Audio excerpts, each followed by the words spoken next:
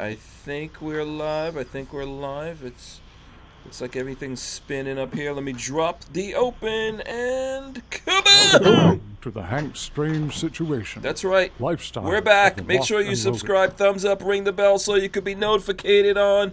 Can we see jazz hands? Walter's got knobs in the air. So I don't know. Walter's he's gonna do a very gentle jazz hands. Boom. Well, one of DCG 44S sent me this bayonet for my SKS. Remember that chat?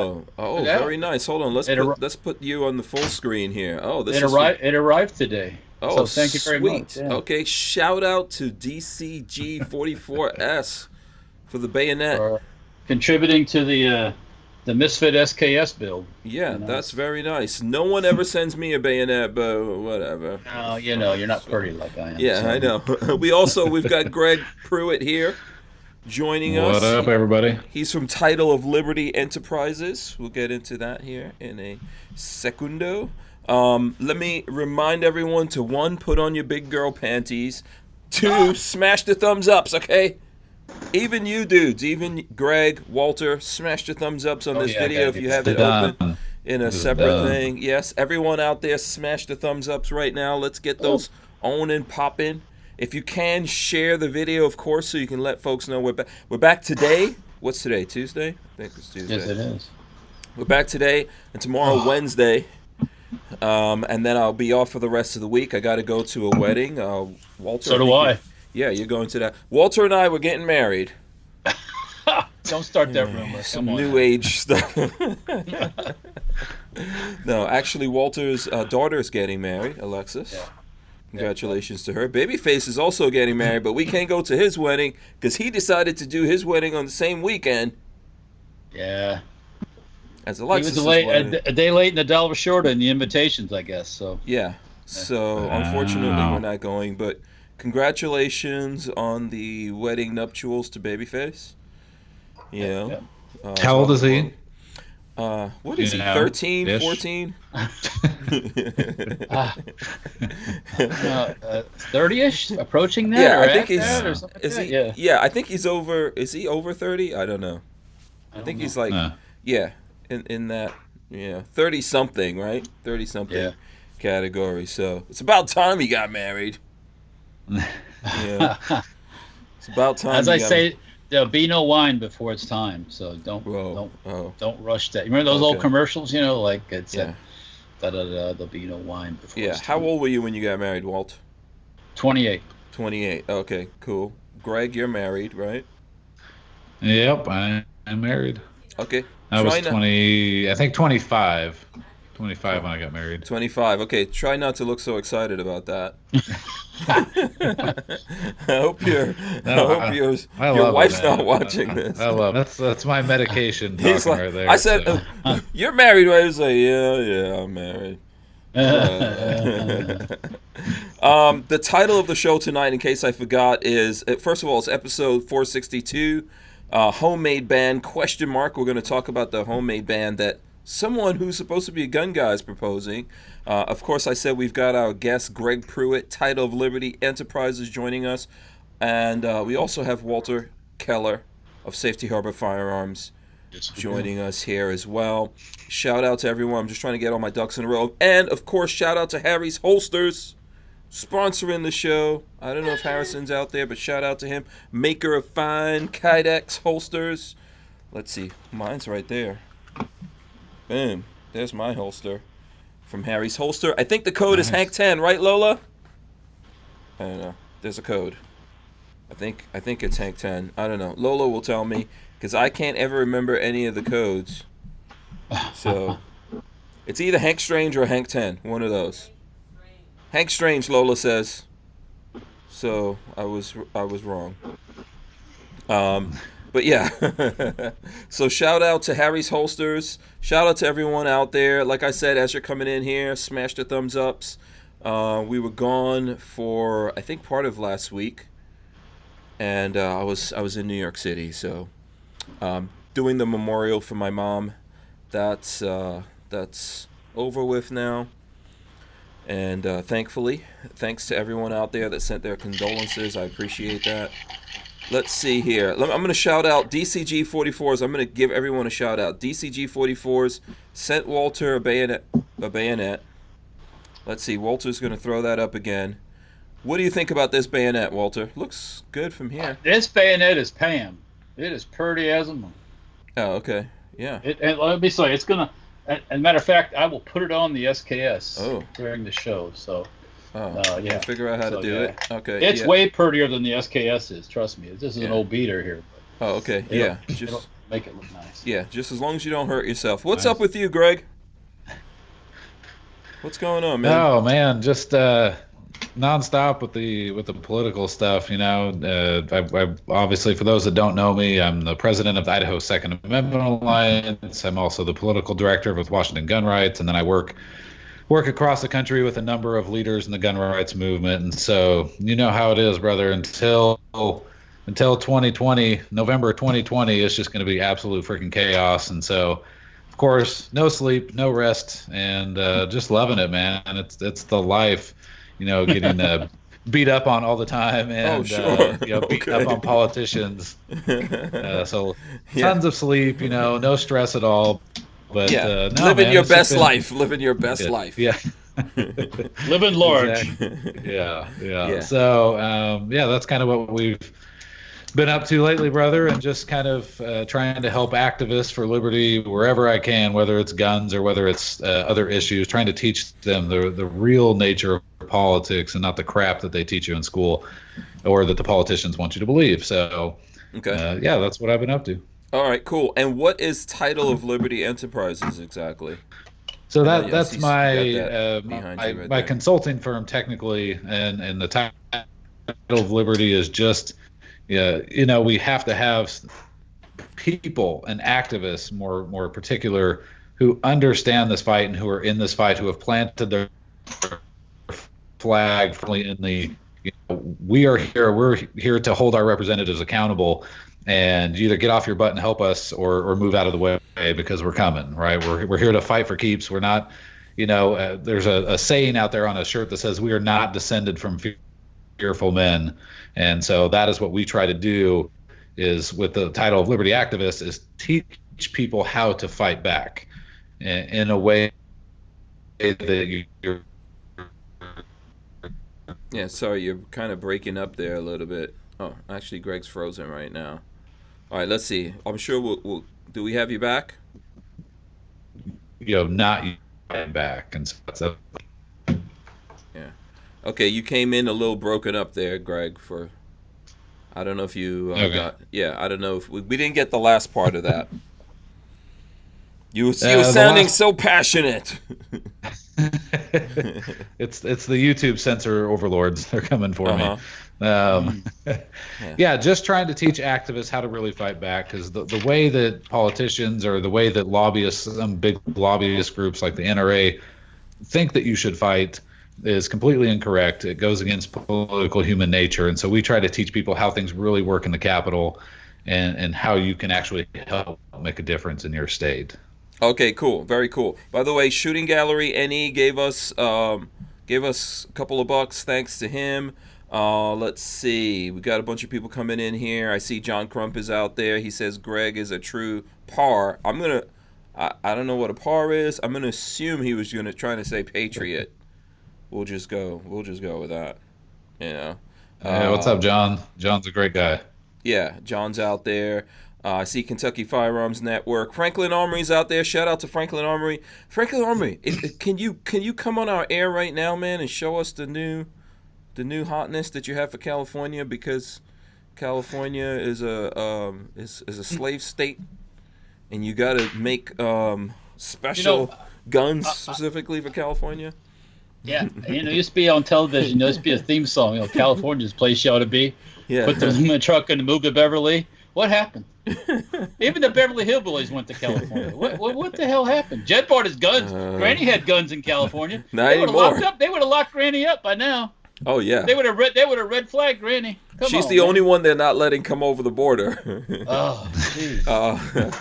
Dale Spack says, I'm impressed, Hank, that you invited Greg. I love the video where he called out Rubio for the red flag laws. He's the truth. Fuck. That was a good video. Rubio's a piece of shit. Sorry. Yeah. I mean, he came out today, and okay, you can question the president and all his stuff that he does. No worries with that. But it's like the Republicans are starting to organize to work against him. With this the thing going on in Syria and all that. We don't need to be in Syria. Well, we don't need to be in any of those places. But now it's like, we're questioning. Yeah, logically, we don't need to be anywhere unless that place attacks us, and then we just need to pretty much wipe them out of existence. But that's just me. Yeah. Well, what winds up happening is America plays the police to lots of other countries in the world. Yeah, there's no appreciation for that. No, it can't be Meals on Wheels, and we can't be the police. Sorry. Yeah, but it's too bad that we've wasted time, energy, and more importantly, lives and things like that in Syria, and it's going this route. But yeah, there's a lot of weird things going on. I saw that Romney was like trolling Trump. Did you see that? That he's another. Oh God. Sore loser. I mean, it's like, Romney's just ridiculous. He's just First of all, Romney, you're a billionaire. If you're going to troll someone, have more than one account. How about 1 million accounts if you're going to do some real trolling? Yeah. But that's the thing is that Romney, despite who he is and what he stands for, he'll still win re-election. I mean, he's going to win re-election in Utah. Because he's a Mormon. Yeah. Well, thank you. Hey, full disclosure, I'm LDS and I can't stand the guy. He's a freaking loser. Yeah. But it's not just, it has nothing to do with that. I mean, our nature in politics is the people that we vote for, they're the good ones, right? And everybody else's politicians are the problem, right? They need to get rid of their politicians, when in reality, it's almost all of them that are garbage. Yeah. Crap. All the politicians. I don't have anything. Sides. I don't have anything against the Mormons either. So it's just, but because most of the ones I've met are pretty. But people will vote. The labels of people like that. Yes. Yeah. Right. Well, I mean, that's pretty much what he can get now, man. He's dropped a lot of money trying to be president. There's a little bit of hating going on from Romney, basically. A little bit of envy. You think there's a little bit of envy going on? A little bit of hating. And by the way, I voted for Romney in the past. Oh, I did too. People in other parts of the country did not want to vote for him because he was a Mormon. That's the year that these gun people said, "I'm staying home. I'm not voting." And it's like, oh, look what we got. we got Miss Obama, Michelle. Listen, when Obama was elected, that was a lot of white female Republicans. I remember. I was here in Florida, and lots of people are mad at me. I was like, I don't know why you're mad at me. I didn't. It's not me. Go find those white female Republicans. Guilty little old white people. That's what. Our voting habits are horrible. That's the truth. Well, it's because most people, once the election is over, especially on our side, once the election is over, you stop paying attention for 2 years or 4 years or 6 years, whatever the office is that we're looking at, and you don't care. And then when it comes time to election time, these politicians go door to door. They do these town halls, and they say, "I told you I was going to do this. And here's this really watered down piece of crap legislation that I did, but it was fantastic," right? They don't tell you it was watered down piece of crap. They tell you it was this wonderful, wonderful piece of legislation. You buy into it. You don't care, right? Because it's your guy. It's the guy you voted for, and the alternative is some other dirtbag. And so there's no accountability in politics, and that's what we try to teach people, is that accountability. And so, like, going back to the Marco Rubio video, right? I ran into him in the Senate halls in Washington, D.C. Now, most activists, most people, you would never see an NRA lobbyist do what I did to Marco Rubio, right? And to be fair, I didn't call him names. I didn't do anything like that. I called him Senator. Yeah, you were very respectful. And I said, "Sir," because I respect his position. I don't respect him because he's a piece of trash, right? He's trying to implement gun confiscation in America.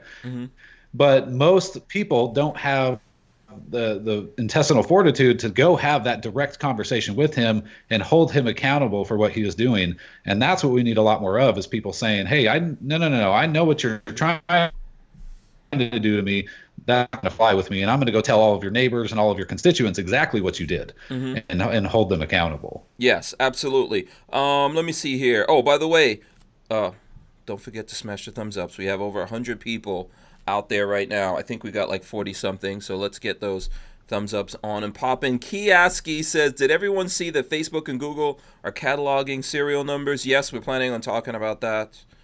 I guess I'm going to have to make sure I have the black tape out. Oh, no. Yes, when I first started, I used to put black tape over everything. I didn't care for a while. Yeah. Yeah, it makes your gun look really crusty. So, Matt Main says, hiding in the office at work to watch the stream. Can I get a shout out for that? All right, Matt Main, you got a shout out. There you go. Let's see who else we got out there. Gun Doctor TV is out there. Shout out to Gun Doctor TV. Peggy's in the blog. Oh, Peggy. Okay. Live from New Orleans. Oh, is Pegalicious in New Orleans? Wait, am I allowed to call her Pegalicious? Yeah. I don't know. If I'm not, you didn't hear that. That's my wife. Yeah. Rocky Mountain Bear says, I'm so confused about who we're supposed to be wanting to go to war with. Iran, Syria, Turkey, Kurds. Keeps changing. Yeah. Well, you know what? How you fix that? You just stay the fuck out of all of it. You know, let the Russians play over there. Let the Chinese play over there. They can have all those people over there. I'll be nice. Mm-hmm. They can have them all. Mm-hmm. They can have that shithole over there. Sorry. Every country ultimately should be responsible for itself. Unfortunately, that's not how it goes in the world. That's not how it goes in the world. Everyone wants America to be the cops. Now what's happening over there is like Russia's being the cops. Let's see how that works out. How you like. Well, let's see how the Chinese like the Muslims. Oh, wait a minute, hold on. The Chinese don't like Muslims. Oh, what a nice situation that could be. So yeah. The Russians don't have any love for Muslims either, to be quite honest with you. Chechnya. So yeah. Everyone's listen. If you want your country to be better, if you're listening from another country out there, if you want your country to be better, try to make it better. Girl is set. Stand up for stuff. Yeah. If you can't get it, if you can't make it better, and you get out of there and you could come to America, God bless you. Welcome to America. Don't make America into wherever you came from. And I was not born here. I am a immigrant myself. Don't try to turn America into where you came from, because then where are we gonna go? Right down that same shithole path. Yeah. Yeah. So, or whatever you want to call it, whatever your favorite name is. Yeah. Let's see. John Dieter said, do we have Greg? Did we lose Greg? It looks like he's frozen over there. John Dieter says, the UN also needs to get out of our country and go to Switzerland where they can be neutral and try to rule the world. Walter's giving that a hallelujah. Yeah, but we should. Well, yeah. Let him go somewhere else. See how long it lasts. Oh boy. No money from us. There is no UN. Period. Yeah. Greg says that his computer's rebooting, so we'll get Greg back in here. Okay. I thought he was just being. No, it looks like he's rebooting. We'll get him back here in a sec. As soon as I get. Yeah, please UN. Please some nice. Send it off to Iran. Put the UN in Iran. See how long that lasts. Yeah. Peggy Keller Girl says hi. Shout That's actually Alexis talking. So. Oh, is it? Is it Alexis? Oh, yeah, okay. She says Peggy is sewing or something like that. From NOLA. Okay. That's Alexis. Hi, Alexis. How are you? Should be seeing you soon. Looking forward to the festivities, the wedding / Halloween ball that we're gonna put on. Lola has been driving me crazy with her setup. By the way, I think Lola says I was 29 when I got married. Oh. Yeah. Now you're an old man. So. Yeah. Was I thought you said I was. No, how old was I? Oh, Patrick is 29. Oh, okay. Okay. That's what I know. How old was I when I got married, Lola? 27? Yes. Oh, there you go.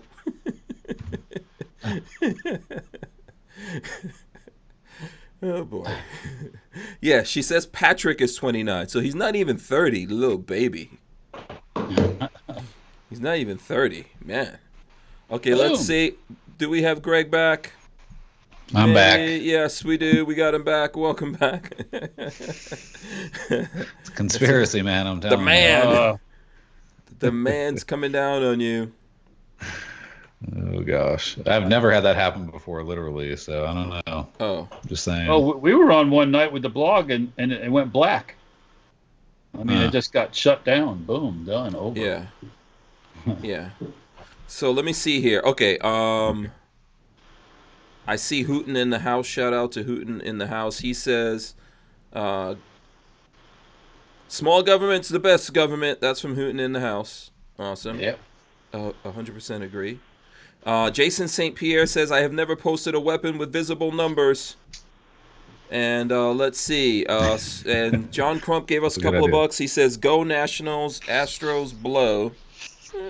I don't even know what that means. I was like, the Washington Nationals logo looks like Walgreens logo. Sorry, Okay. I always see the Walgreens logo. It's like, what the hell's up with that? You know? Yeah. John Dieter says, only guns I have on any of my Facebook posts are the black powder. Okay. And we go on here. There's a bunch of things. Okay, so maybe we should get into the first thing that we were planning on talking about here, which is the main thing I wanted to talk about. Let me see. I'm going to try to throw this up without crashing everything here. Let's see if we can get that up. NRA board member and New York State Rifle and Pistol Association head wants to end homemade guns. This is on the Truth About Guns. Okay. It says Quislings, which I have no idea what that means. Quislings, you can smell them from a mile away. And in a story that escaped notice the first time, NRA board member Tom King spoke publicly calling the time-honored tradition of Americans making their own guns at home a growing problem, quote-unquote, that could be turning into a criminal enterprise.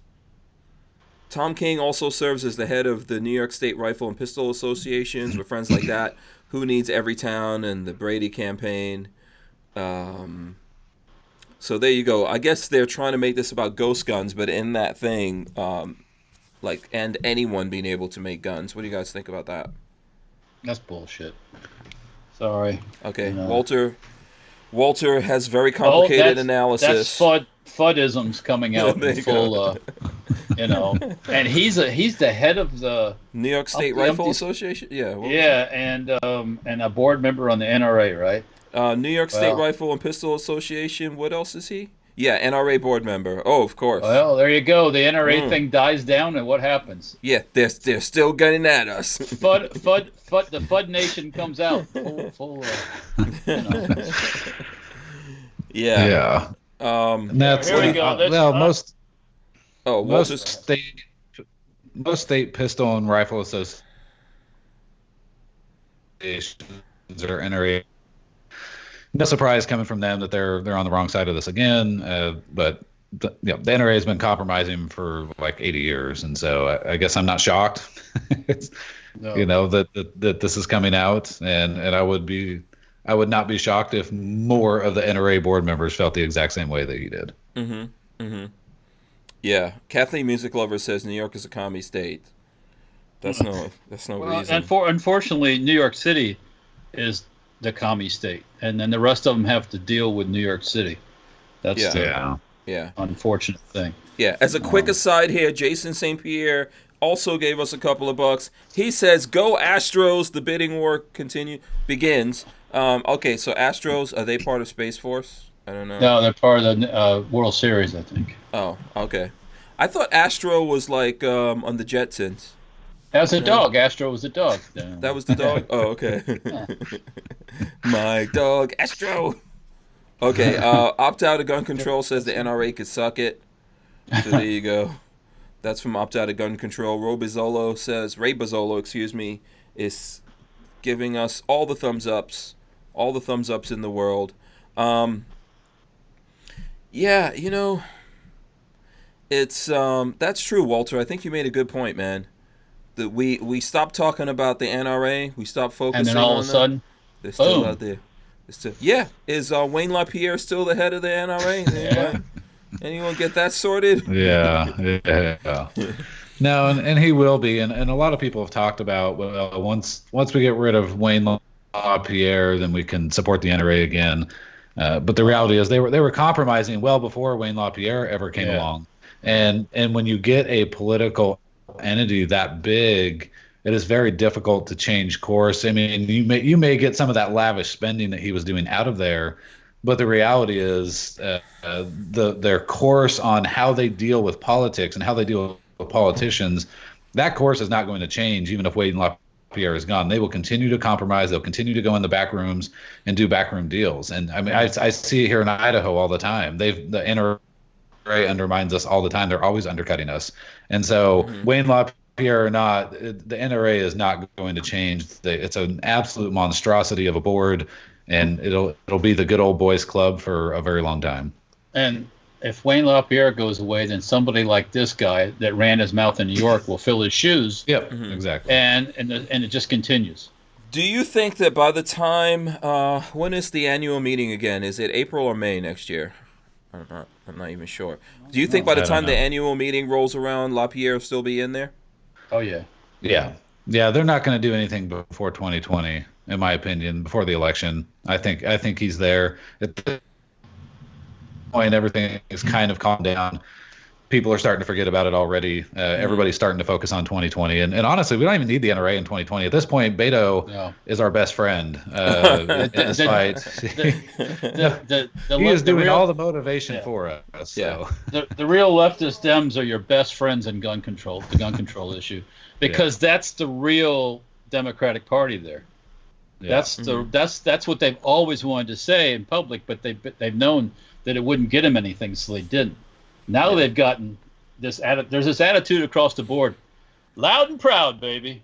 This is the way I am, and if I'm badass. But the thing is it's funny because when you watch Beto and he's just door to door, cops are coming, we're taking your guns, and even all the crazy leftist Dems who agree with him are like, dude, shut up. Don't say that. Don't CNN say that in public. CNN is going after him like, how are you really going to pull this off? And I'm like, do I clap for CNN? I don't even know what to say to do at this point. Yeah, that was interesting. They're just running because they know what he's doing. And now he's going after churches. They're trying to take him down. He's hurting the cause. And, That's why they're trying to take him down. Yeah, so exactly. That's the thing with him. Franklin Armory says LaPierre isn't going anywhere. Too much power and money. And by the way, Uncle Mike says I should shout out the pants. Shout out to the pants. The pants. Wolfwind Prepper says you have to get rid of all NRA leadership and start over if you are going to salvage it.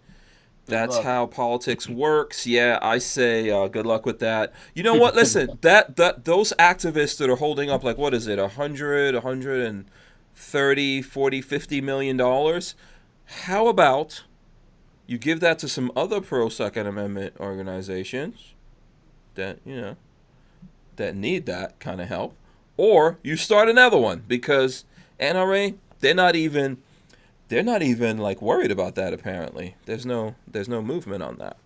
No, and it's just like a politician. Okay, politicians care about one thing and one thing only, and that's maintaining their power through re-election. And so, unless you can instill that fear in that politician, they have no inclination to change their course and to do something different. And it's the same thing with these big lobbying groups. Unless they feel their memberships are 100%, 80% of our membership is about to turn on us and go to another group, there's no incentive for them to do anything differently. Sure, the NRA has bled out some members, but they know full well that with people like Beto and Biden and Warren and all these people talking about assault weapons bans and all this crap, they know they're going to be able to keep most of their memberships through that fear. And so there's no fear in the NRA leadership right now that the organization is going anywhere, even if Wayne LaPierre is the head of it. And so unless you somehow get millions and millions of people to switch, it's just not going to happen. Yeah, out of that 5 million members that the NRA has,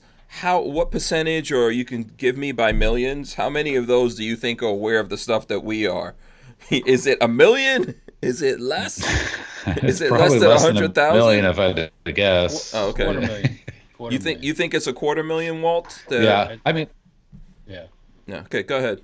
Yeah, maybe. I mean, so I work at a lot of the gun shows on the political side. I don't sell or anything like that, but we do. We'll set up our groups table at the gun shows, and I'll ask people, yeah, what do you think about the NRA spending stuff? And they're like, the what? The what? And these are people wearing NRA hats, right? And so they're NRA members, and very few people that I could talk to that go, oh yeah, Wayne LaPierre and his stupid spending. But you know what, Beto this, and so they're willing to forgive all of the garbage that Wayne LaPierre is doing, including the compromises with the bump stocks and all that kind of stuff. They're willing to forgive all of that because the alternative is Beto O'Rourke, right? And so they're willing to take those compromises. He's not a viable candidate. He's not a viable candidate.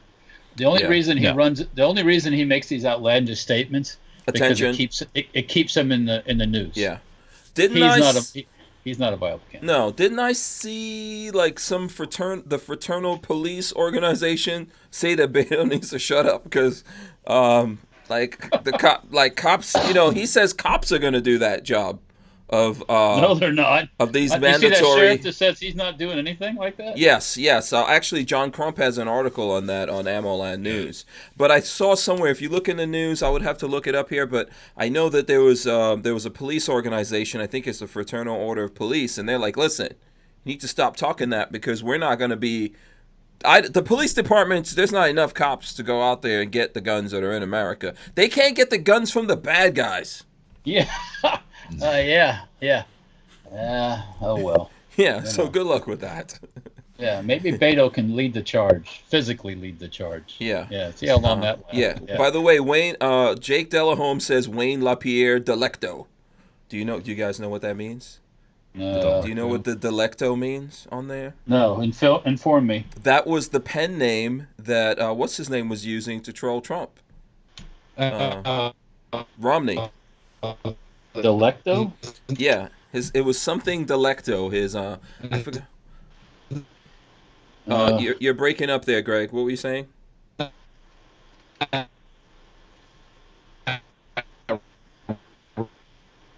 Okay.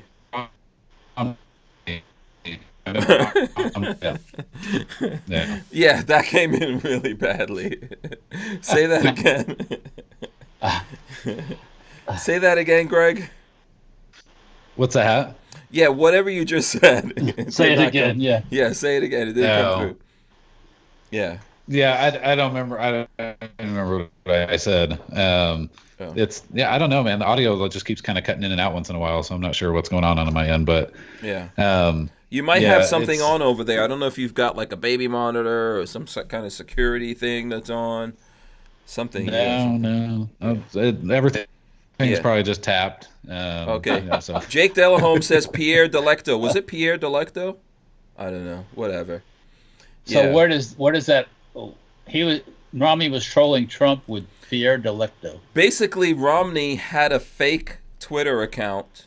Okay. That he was going after people commenting on things and all that. Oh, okay. And some reporter figured it out because of a statement that he made about. He said basically that's what he does, that he has a fake account out there and he goes after people, So this person went and figured it out by seeing who, like in the Romney family, who they're following, and it found this account that was following like a bunch of people in the Romney family, and they were following him, and then Romney came out and said that was the account that he used, and he was out there trolling Trump and everybody else.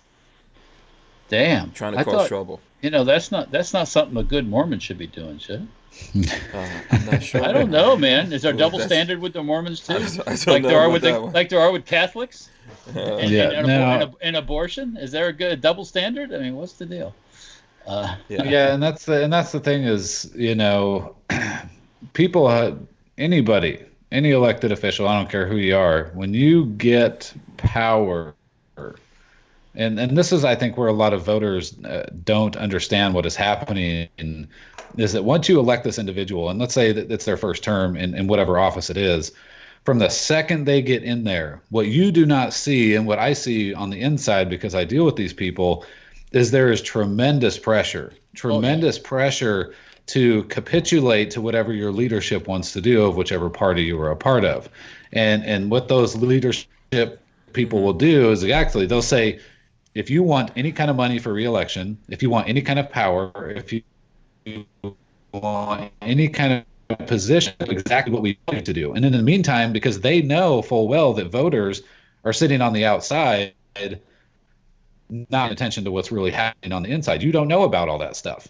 And so, or you don't care, right? And so they just get sucked in. And so it just becomes this huge power struggle, and you sell yourself out. I've seen really good people with the best intentions go in and in one term, in a 2-year term, completely sell themselves out to the establishment. Because when the Speaker of the House comes to you in a state like Idaho, for instance, and says, you are going to be absolutely worthless and do nothing here unless you do what I tell you to do. Well, what are you going to do, right? Most people are going to go, okay, well, what do you want me to do? Well, I need you to help me with this bill.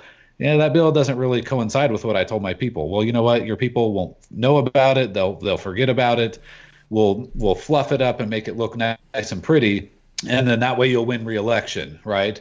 So you help us, and we'll help you. And it is extremely toxic and extremely difficult for even some of the best people to avoid that temptation of power and money and title and all that stuff. And so it just gets worse the higher up in the higher offices that you get into.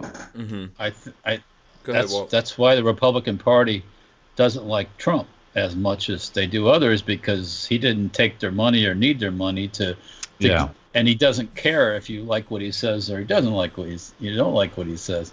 And that's why these people are so, that's like Rubio. He ain't got a pot to pee in of his own. So he has to do what the old timers tell him to do, whether he likes it or not. So but Romney's a billionaire, multi-billionaire. Yeah, so, but then again, does he? I thought he had even more money than Trump. I don't know about that. I don't know what the money situation is, but he doesn't have the same attitude as Trump does. I didn't think Romney was a billionaire. I thought he had, I guess maybe back in 2012, I thought his net worth was like $300 million. Okay, somebody pull that up and let us know. What is Romney worth? I could be wrong. Yeah, maybe, but I basically think Romney should go over to the Democrats. That's all. Just go over to the Democrats. Yeah. They're gonna love you. They will love you. And what about the chick from Hawaii giving Clinton such a hard time? Yeah, she because better be careful. She'll end up committing suicide. Because Clinton, you're talking about Tulsi Gabbard. Clinton's coming down on her because she makes too much sense in most things. She's talking about the Wicked Witch of the West. You don't. Yeah. Well, Clinton is saying that Tulsi Gabbard is a Russian plant, and she, everybody's a Russian plant. Come on. Yeah, but listen. So Gabbard served. I am too. So are you. Come on. Gabbard served her country, and Clinton, I think, all I gotta say is Benghazi, right? So Clinton is saying that Tulsi Gabbard is a Russian plant because I don't know. I thought Clinton was out of this, but I guess she's planning on running or something like that. Yeah, you never know. There might be a plot brewing for the whole Clinton, but I think go ahead, bring her on, see what happens. I would take Tulsi Gabbard over Hillary Clinton anytime. She's better to look at too. Yeah. But isn't it the Inspector General report getting ready to come out, and another report on top of that about all of the whole Obama Clinton monkey business with all that stuff in Benghazi? No, about servers and the email thing, the real Russian stuff. I don't know. That's supposed to be all coming out here pretty soon. I think Hillary's just hating or something like that. By the way, Greg, Jason St. Pierre is giving you some IT tech advice. I don't know if you saw that. He says, hit Control, Alt, Delete, and see what processors are running that you don't need and kill them. The processors. And then he says, could just be an update. Pro tip, start your system an hour before any streaming to allow for auto updates to clear in the background before the event. Shout out to Jason St. Pierre. Yeah, I normally do. I've never had it do it during the broadcast though. It just decided to update for me. So yeah. And by the way, shout out to Clover. I see Clover Tack out there. James Miller says what Greg says is right. Senator Mike Lee was supposed to be one of the good ones, and he sold out to the tech companies. Yeah. Yeah, the higher up you go, once you get into Congress, I mean, you have really just sold yourself out, and in order to get all that money for election, you've got all these watch how fast their net worth grows. Yeah, that's what you have to watch. Yeah, once the poor guy's net worth starts going up and up and up, you know he's on the take. So Yeah. Kermit Loves Bacon says Romney is worth $250 million. Oh, he's not a billionaire. he can't even have a jet like Trump. Man, no Oh, way. he's not a billionaire. Oh, okay. Come on. Yeah, okay, now I see. Gun Doctor TV says we need to bring back tarring and feathering. You need to yes, do that's a 2-term term limit, and that would take care of a lot of it. Boom. Yeah. Done. Yeah, the problem is, and I honestly used to be in favor of term limits, and I'm actually opposed to them now. And the reason I'm opposed is because of what happened in Colorado. Colorado, for the longest time, had held off a lot of the gun control that was coming in, and then they implemented term limits. I think. Well, any actual good elected official, and there are very few of those in any individual state, they're very hard to find. But some establishment hack Republican, they're a dime a dozen, right? They'll get those all day long. So if you implement term limits, you end up kicking out the couple good ones who are actually stopping a lot of the bad stuff, and then it just churns into this establishment run thing. And that's what happened in Colorado. They got rid of the good Republicans through term limits, and then they implemented all the gun control. And so I think we are supposed to be the term limits. We shouldn't have to have a law. It should be, hey, you've Don't been in vote there for long these enough. guys. Yeah. You're out. Now, that's not really how it works, again, because we forget about that political human nature. Yeah, So, I think it's like you said. There's just people who just keep voting for people no matter what. I see that in a lot of different states, right? There's people that represent them that are corrupt, stealing money, not paying taxes, having affairs, whatever, whatever whatever you can come up with, and then they still vote for them. It's all good. Man, one of those guys just died, didn't he? Yeah. The guy in the senator, the congressman, the black one that just passed away. Yeah. Elijah Cummings. Yeah. Oh Elijah man, that's a Cummings, prime example of a. Anyways. Yeah, absolutely. Elijah Cummings. There's a bunch of different ones that just keep staying around, right? And they Because hire people all their just vote for family them members and put them on the take, and yeah. That's right. Yeah.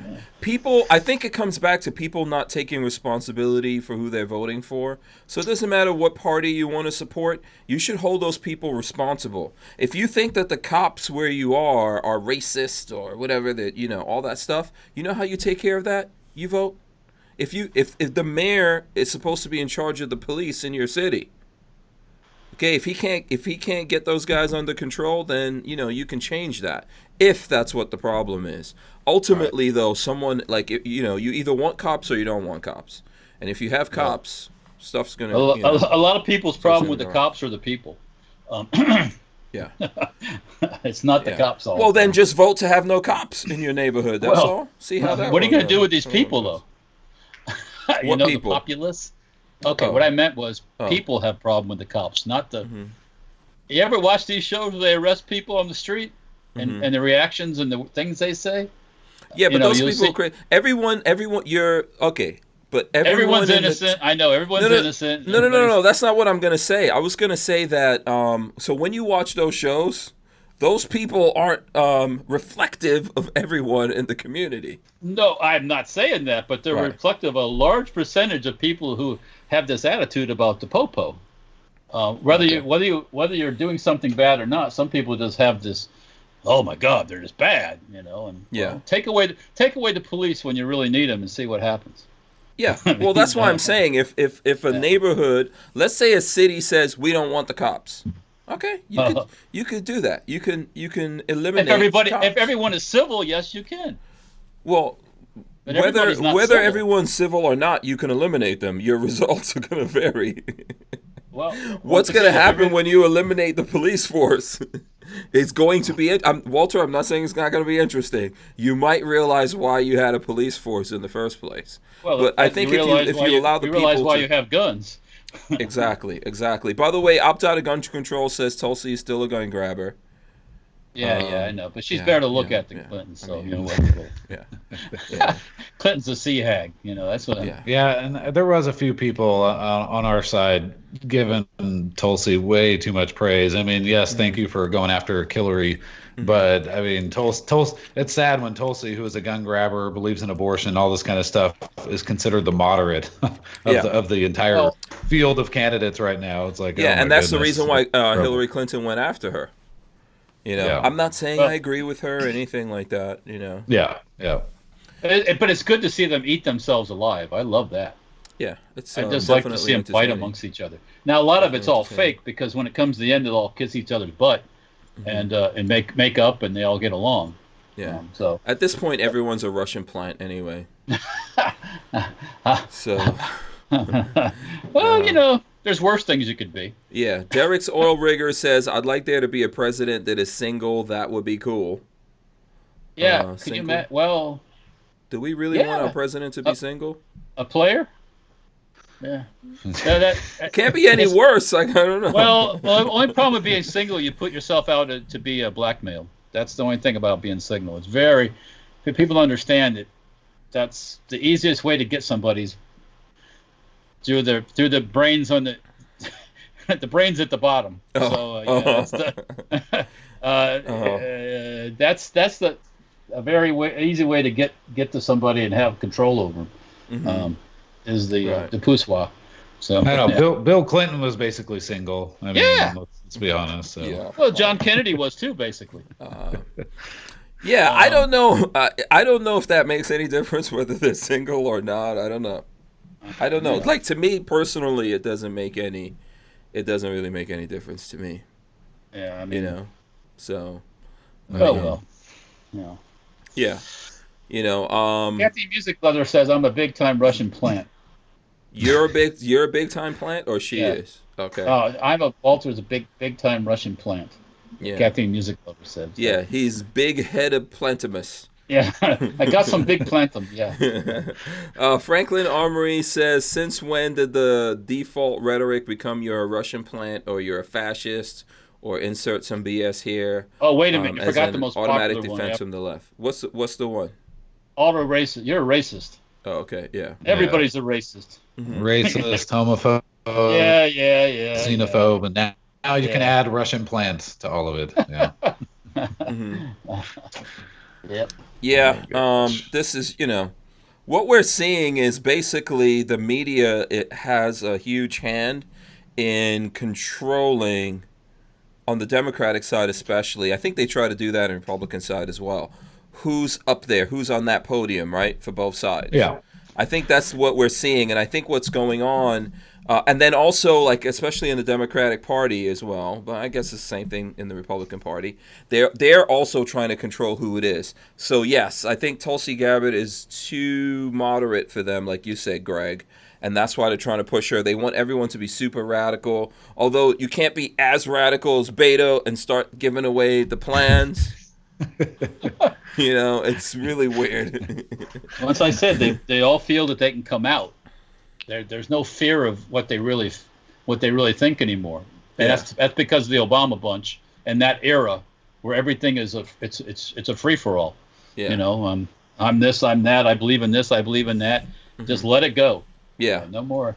Beto said that he's done. Like, if he doesn't win the nomination, he's done in politics. And so at this point, what does he care? I guess he's done. Yeah, he's done. Yeah. Well, I don't know. I started to wonder: is Beto like a Republican plant? Because you couldn't ask for a better help right now than I'm going to take guns away, and we need to remove the tax exempt status for all churches. So he's going after God. He's going after guns. I mean, I don't know. That's something I would do if I was a Republican plant. Yeah. I'm just saying. Or maybe he was just going really radical, and they were like, "Hey, we don't want everyone to know we're this radical right now." Kentucky Firearms Network says Trump has a $3.7 billion net worth. Okay, I'm going to take that. Romney, though? We want to know about Romney. I think they said that Romney has $250 million. Who do you guys think? Do you think that Romney is like planning to run against Trump on the Republican side? I think that's what's going on. He ain't got a snowball hell's chance. I don't think so. No. No, he's not. I don't think Romney will challenge Trump in the primary. I don't think anybody that will take it serious. Look, is going to do it. So. All you got to do is look at Trump's rallies. Yeah. Look at Trump. Look at the numbers he pulls in when he has a rally, and see if any Democrats can pull those numbers, and or Republicans can pull those numbers. No, yeah. They don't do it. They can't do it. I don't care who they are. Right.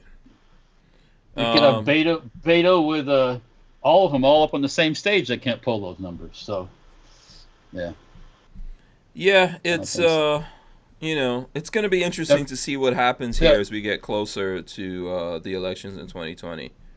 So what I'm concerned about is after 2020. Because you can't throw another soft-spoken Republican candidate up there. It's not going to work. You throw a soft-spoken Romney up there like, apologizing for everything. He's going to get eaten fucking alive. Yeah. I mean, you can't do that. Trump has changed the political. Romney has made several runs at this. I think that, the people aren't ready. Maybe he thinks that like Trump is so bad that now the Republican Party is missing him. I don't think so.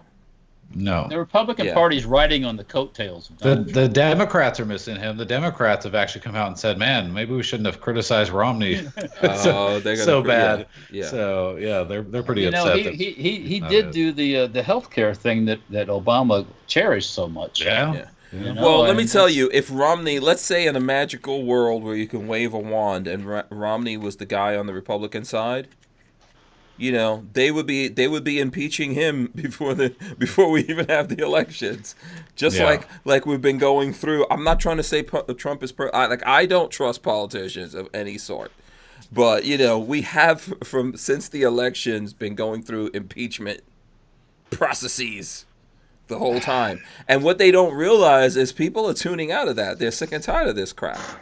Well, even Democrats, a lot of them are sick and tired of this crap because they know it's a bunch of bullshit. So what do you, it's once again, it's just another story to change the narrative, to cover their stuff that's going on or not going on, I should say. Yeah. So it's like the gun control thing. I mean, yes, a lot of them want to do stuff. And things have been happening, but there's been positive gun stuff going on at the same time in some of these other states. Like open carry and constitutional carry and stuff like that. So I don't know. What is this? Gibson Fender says, what is this? Right now, Trump has 40-cent bid to win 2020, and Elizabeth Warren has 25 cents. Is that supposed to be percent, or is that like some kind of gambling on that Irish gambling thing? I don't know. I don't know about any of that. So, and Turbo Bill says Don Trump Jr. 2024. It sounds like Trump Jr. is going to run. I know on the predicted, it's just kind of a, it's essentially a gambling thing on, for every one share that you get, you're going to pay 40 cents to predict that Trump will win, and Warren is currently at 25, and then it kind of just moves up and down based on what the market says it's kind of a fascinating. I delved into it a little bit, but not a whole lot. But there are some people that have made a lot of money predicting political outcomes and stuff. So it's kind of funny to watch. But that's what Gibson Fender is saying. It's a legit market. Interesting. Yeah, and Trump wasn't supposed to win either. So according to the polls. Yeah.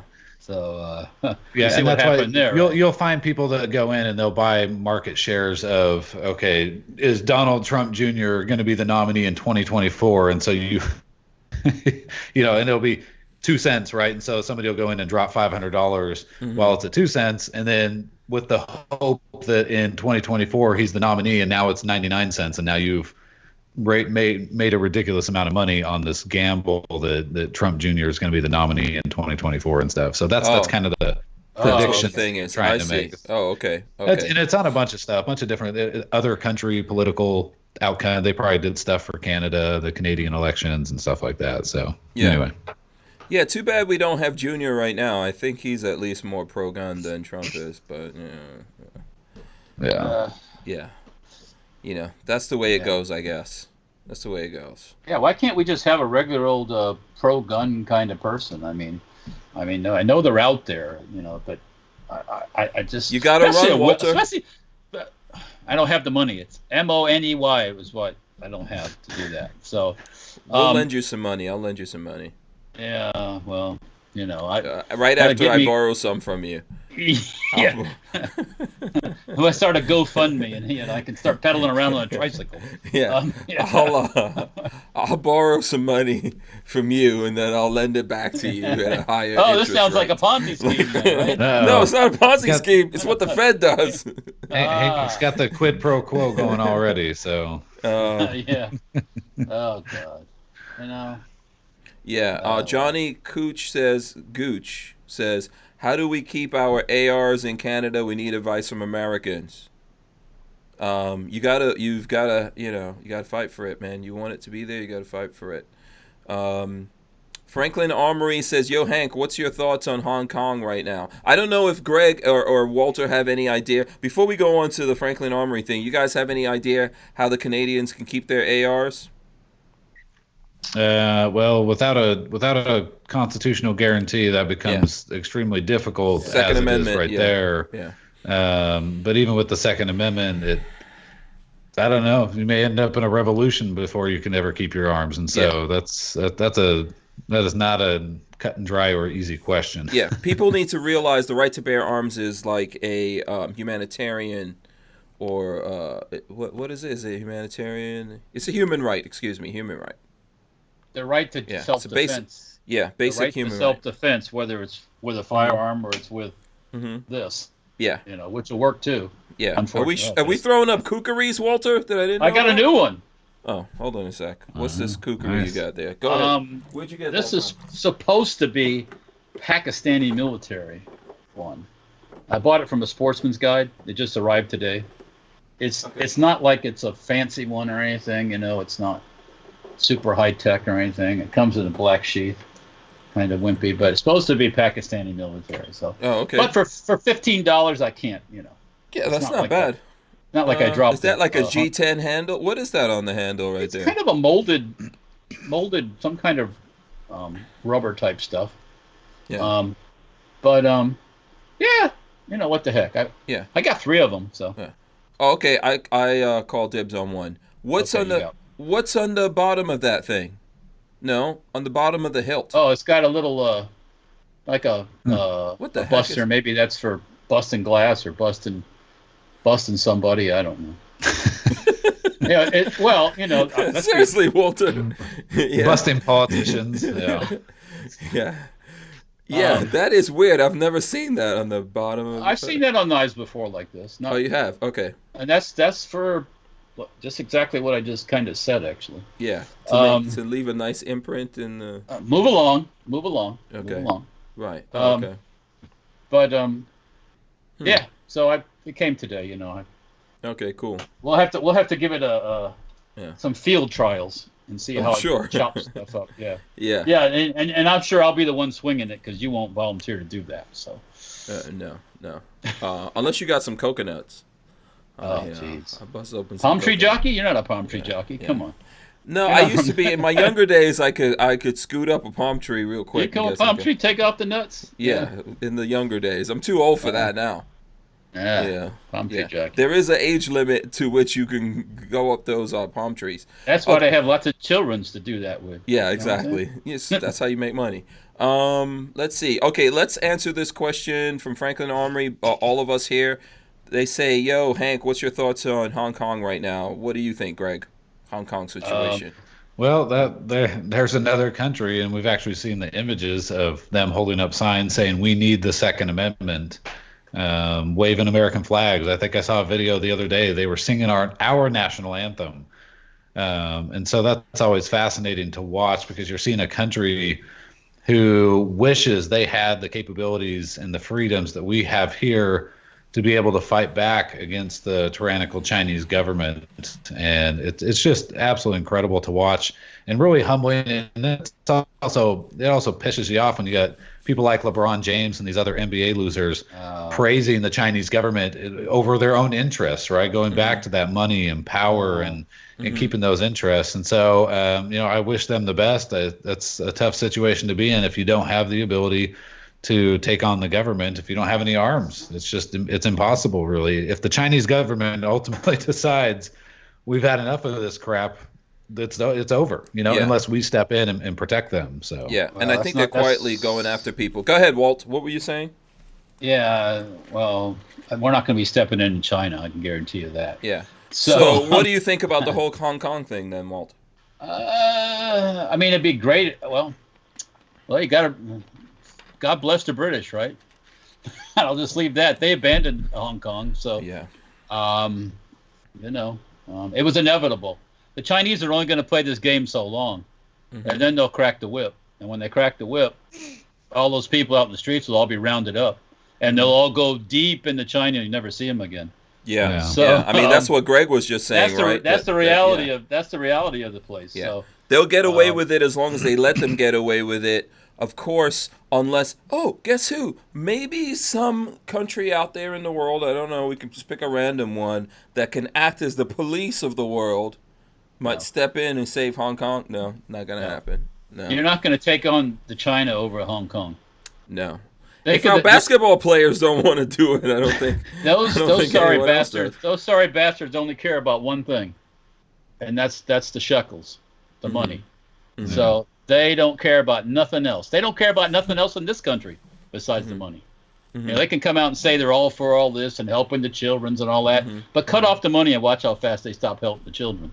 So, or sponsoring basketball this and basketball that. Just like I think it's funny that the media wasn't covering Syria, until Trump decided to pull out of there. Then when Trump, and I'm not trying to defend him, I think that in lots of ways where like, it's that whole thing is a weird situation, right?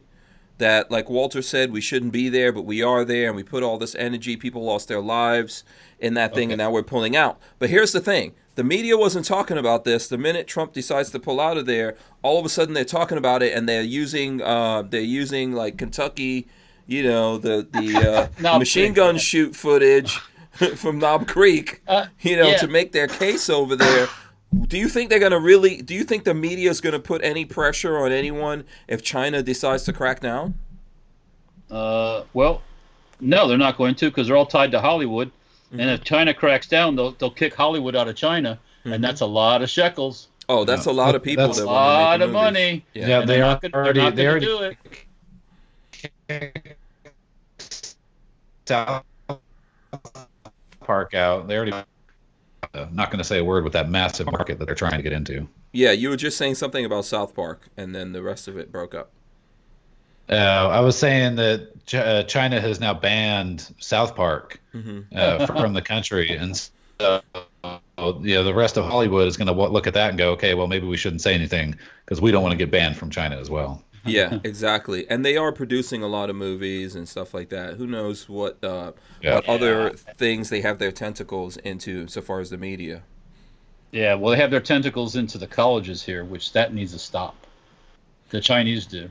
Okay, how so? They said they have these, I just heard about recently, they have these like institutes where like exchange of historical this and historical that and all this, where it's about, but it's run by the Chi-Coms. It's not like, and we just let it go on, and they teach the good old Chinese ways here, and to those young mushy heads of those college students.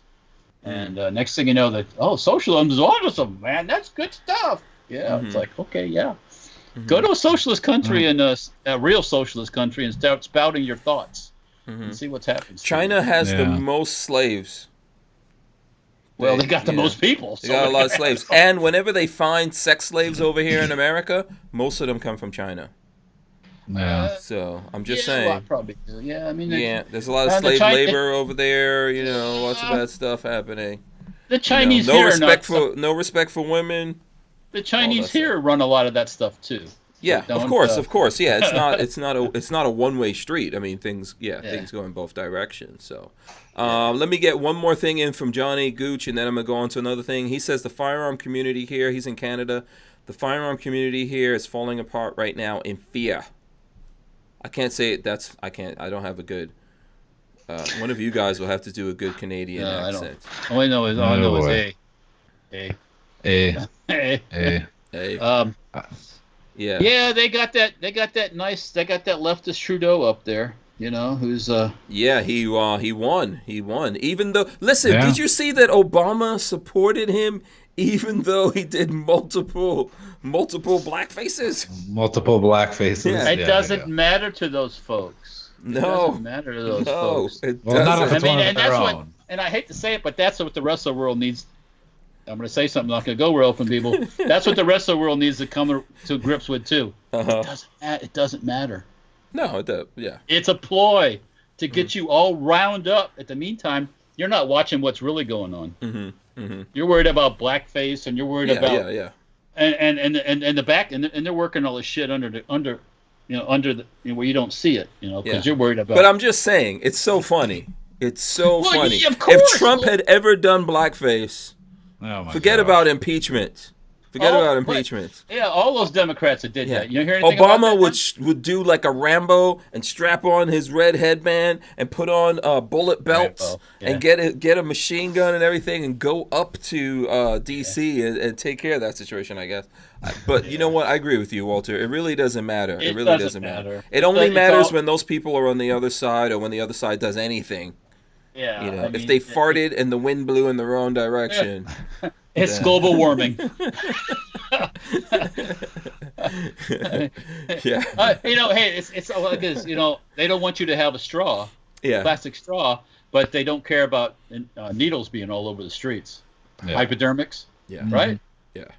Yeah, it's crazy. And Jake Delahome says Obama, and he makes a good point here. He says Obama won't even endorse Biden. Laugh out loud. Seriously, think about that. That's true. Obama won't even endorse Biden, but he goes over whatever. Biden's not radical enough at this point. As weird as that sounds, I think they're waiting for Warren or Bernie or Kamala Harris or somebody like that to come through. That's more radical than Biden is. This whole thing is such a joke, man. And they think people in America can't see it. I think people see it. I can see it now even more than before the last elections, to be honest with you. Yeah, it's just turned into such a freak show. That's what I mean. It's just one thing after another after another. It's not like a gaffe. You got old Joe Biden. He'd said things that was gaffes, and everybody goes, hee. That's funny. Poor Joe. He's just stupid, or he's just old. But now it's like every day there's something out of one of these Democrats. And the plan from the Democrats is let's just keep throwing stuff out there, right? We'll go from Russia to Ukraine to this, that, and the other, and their hope is that their real hope is that the American people go, okay, you know what, Trump did some good stuff, but this guy is just all in the news. There's all these potential scandals. Let's just go with somebody else who doesn't have all of this so-called baggage. And so that's kind of their game plan right now, and I think it's going to blow up in their face because the economy is on Trump's side. Everything is working in his favor right now. Their best bet was not to go to impeachment. Their best bet was to keep dealing with him on gun control, because had they gotten red flag laws through, and they still may, right? They still may get red flag laws through. That is going to be the biggest thing that will hurt President Trump, is if they push a nationwide some sort of red flag bill and gun owners stay home, right? And the gun owners are like, screw it. Trump's going to take the guns. These people are going to take the guns. Why even go vote? And that is their best play, and they're getting away from that, and they may get back to it at some point. But right now, Trump is he's gaining and gaining because of this impeachment crap. So the Pant says maybe Obama is a Canadian agent. Oh, yeah, bless Obama's heart. Yeah, I think it lows more to the Middle East, the agent part. Yeah. Okay. I was gonna bring up what you were talking about Syria before. Everybody seems to forget while Obama was playing in Syria with his rules of engagement, and thousands of Christians were being killed, and non-conforming Muslims. Obama just let that all go. Trump gets in office. Well, that's what I was saying. The media wasn't covering that. The media didn't want to cover that. Mattis told him it'd take 2 years. Trump did it in 8 months. And and that's called just fucking blasting the shit out of everything that moves. That's how you fight a war. I mean, we were doing that in Afghanistan, and guess what? We had the Taliban on the run. As soon as you put in the rails of engagement, guess what happens? We just have a war that goes on and on and on and on. Yeah, you didn't play that game with the Nazis or the Japanese, did you? No, we had that same problem when I was in Iraq. You know, we'd get mortared, and they'd shoot mortars at us, and we're like, we're pretty sure we know what's coming from over there. And like, well, we need to go investigate first and make sure we know. And we're like, no, take your ass over there and investigate. It's the sheep herder. We can see the sheep herder over there. We'll kill him, and we'll kill his sheep because and everybody else that hangs out with the sheep herder. Yeah. So the rules of engagement are a giant pain in the rear end. I mean, I get it. You don't want to kill innocent people, but if you're going to fight a war, that is a byproduct. Innocent of war, people supporting the combatants. Innocent people supporting the combatants. It's like they're the enemy. Yes, it isn't pleasant to see people splashed all over the countryside. Yeah. But they don't come back to fight later. Well, once again, no one thinks about the innocent people who joined up voluntarily, went into the army, and go over to another country in order to serve the people of that country, you know, and then get into these situations and then get their hands tied behind their back and what they can do. Like Greg's saying. So, like I was saying about Syria, once we said, let's get this over with, guess what? That happened. Well, the Russians helped out too, by the way. So a little bit on that side. So Dill Speck is saying, to your point, Walter, he says, remember when the, what is this? Legitimies? He said when they were saying that Trump would be a war hawk, now they're pissed that he's making peace. I smell hypocrisy. That's another thing too. All the lefties say, get out of there, get out of there. When you say, okay, I'm out, they're like, what are you doing? You know, it's like, well, what am I doing? I'm getting out. Yeah. You know, I'm like, okay, well, they're going to come back.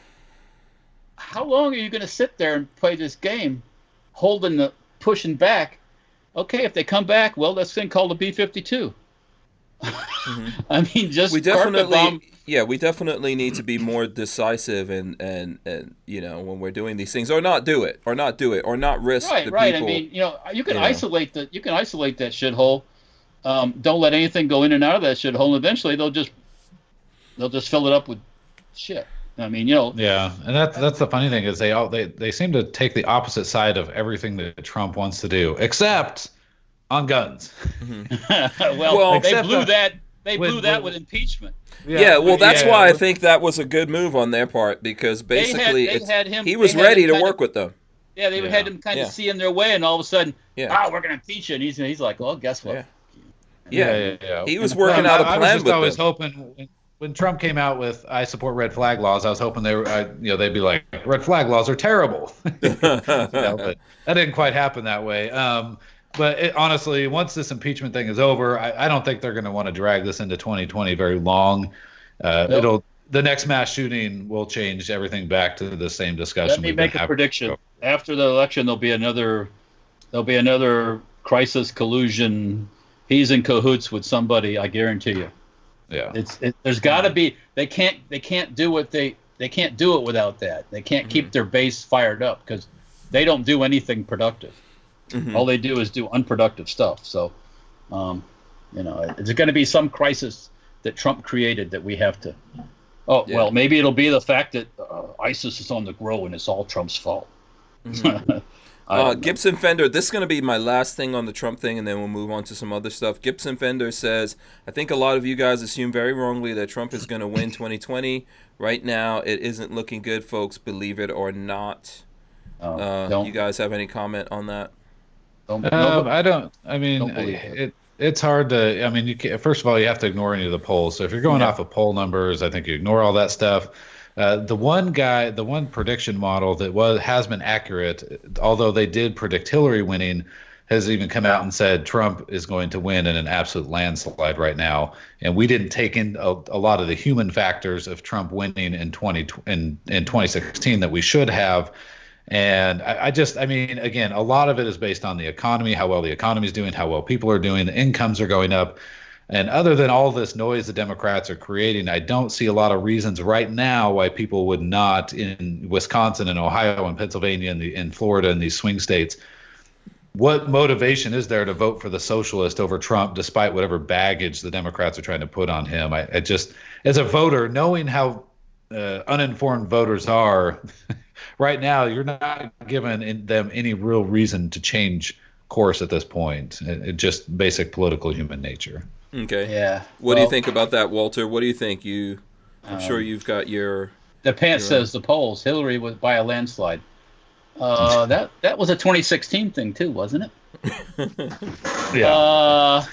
All I say is remember Dukakis. All right. Oh boy.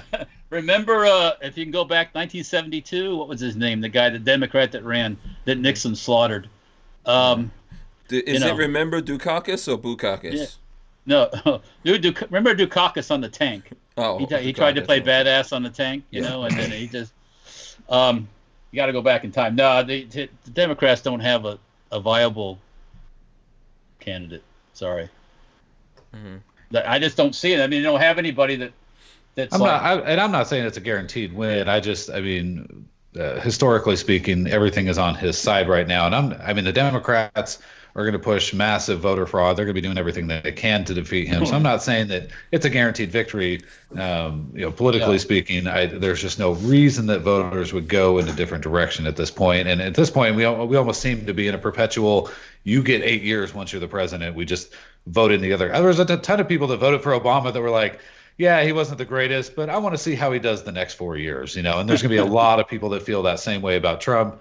Other than, again, I think if he goes and passes and helps push massive gun control like red flag laws, he would be in serious jeopardy. He's got to not push all these people to stay home. The people that stayed home with Romney will stay home with Trump again. Correct. And if he doesn't see that, he's a fool. So mm-hmm. Honestly, what I think about this is, I'll tell you guys, it doesn't matter to me who wins. I'm just going to tell you. And the reason why I'm saying that is I think that one way or the other, let's say Trump wins and then they realize, okay, our strategies didn't work and they start working with him, they're going to start putting in gun control. Let's say they win, right? Let's say someone on that side wins. Those people are going to try to put in gun control. Yeah. So gun I think control, at the end of the day, them fighting with each other right now is actually better because they're not doing anything. Well, of course, but gun control has never gotten the Democrats anything, vote-wise.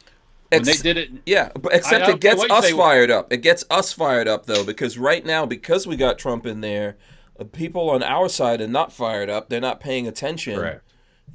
And we're letting a lot of craziness go, not only on a national level, but even worse on a state-to-state level. We're letting a lot of craziness go since Trump got elected. Yeah. Apathy kills conservative issues, kills conservative politicians more than anything. Yeah. So maybe even if they win and we get someone crazy in there, then everyone wakes up and goes, "Oh no, we got to fight everything that happens." But when before all of this, which is really crazy about how Democrats think about things, before all of this, Trump was talking to them. Do you guys remember that? We were like, "Oh, these guys are coming out with something literally in a couple days."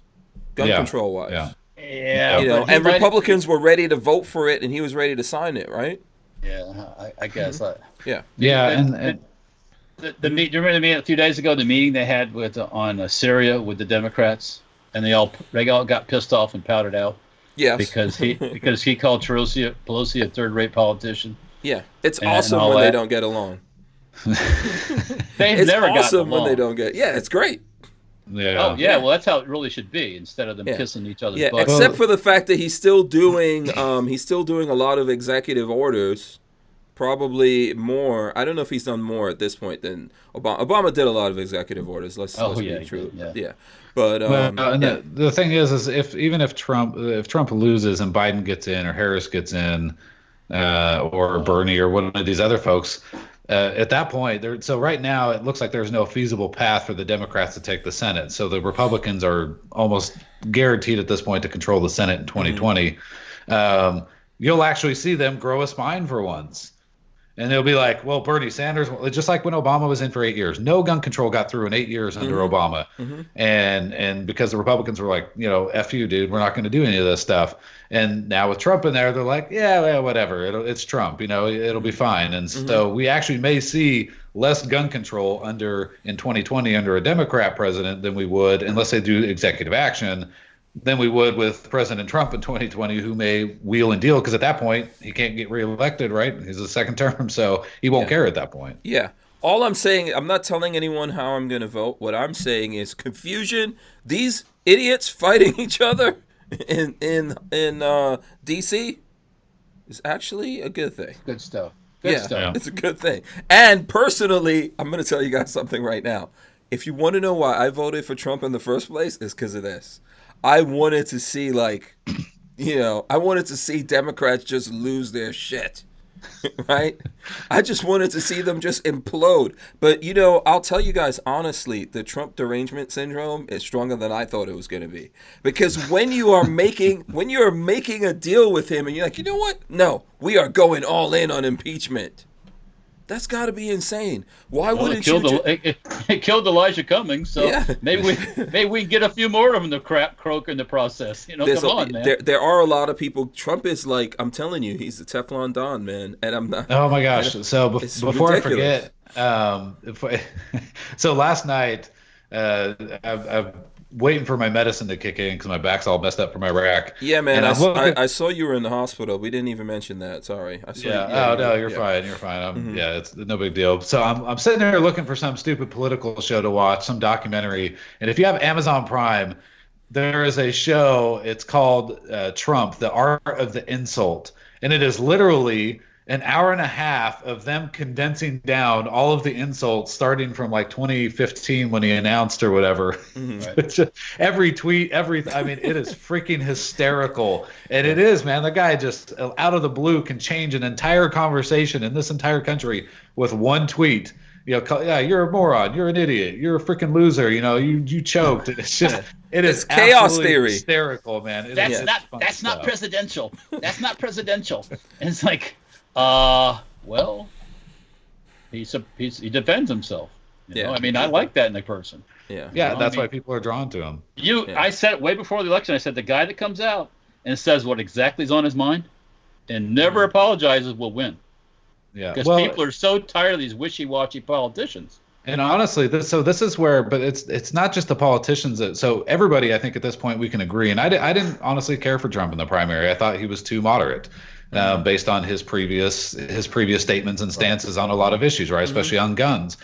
And but he says what he wants. He attacks the media. He goes after those people. Well, guess what? That's how you have to be as a voter and an activist, right? And so that's why when I confronted Marco Rubio, when I confronted Cory Booker, when I confront politicians here in Idaho, I'm a little bit more polite, and as far as I don't walk up to him like, you're such a loser, So I'm not quite as far off as Trump.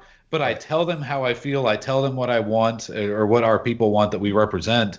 And I don't let them off the hook, and I tell them how it is. And so people are drawn to that type of leadership because they're tired of the political correctness. They're tired of the BS. And that's how we have to be in our own states. Apologizing. I didn't mean to say that. Well, you said it. You meant to say it. Come on.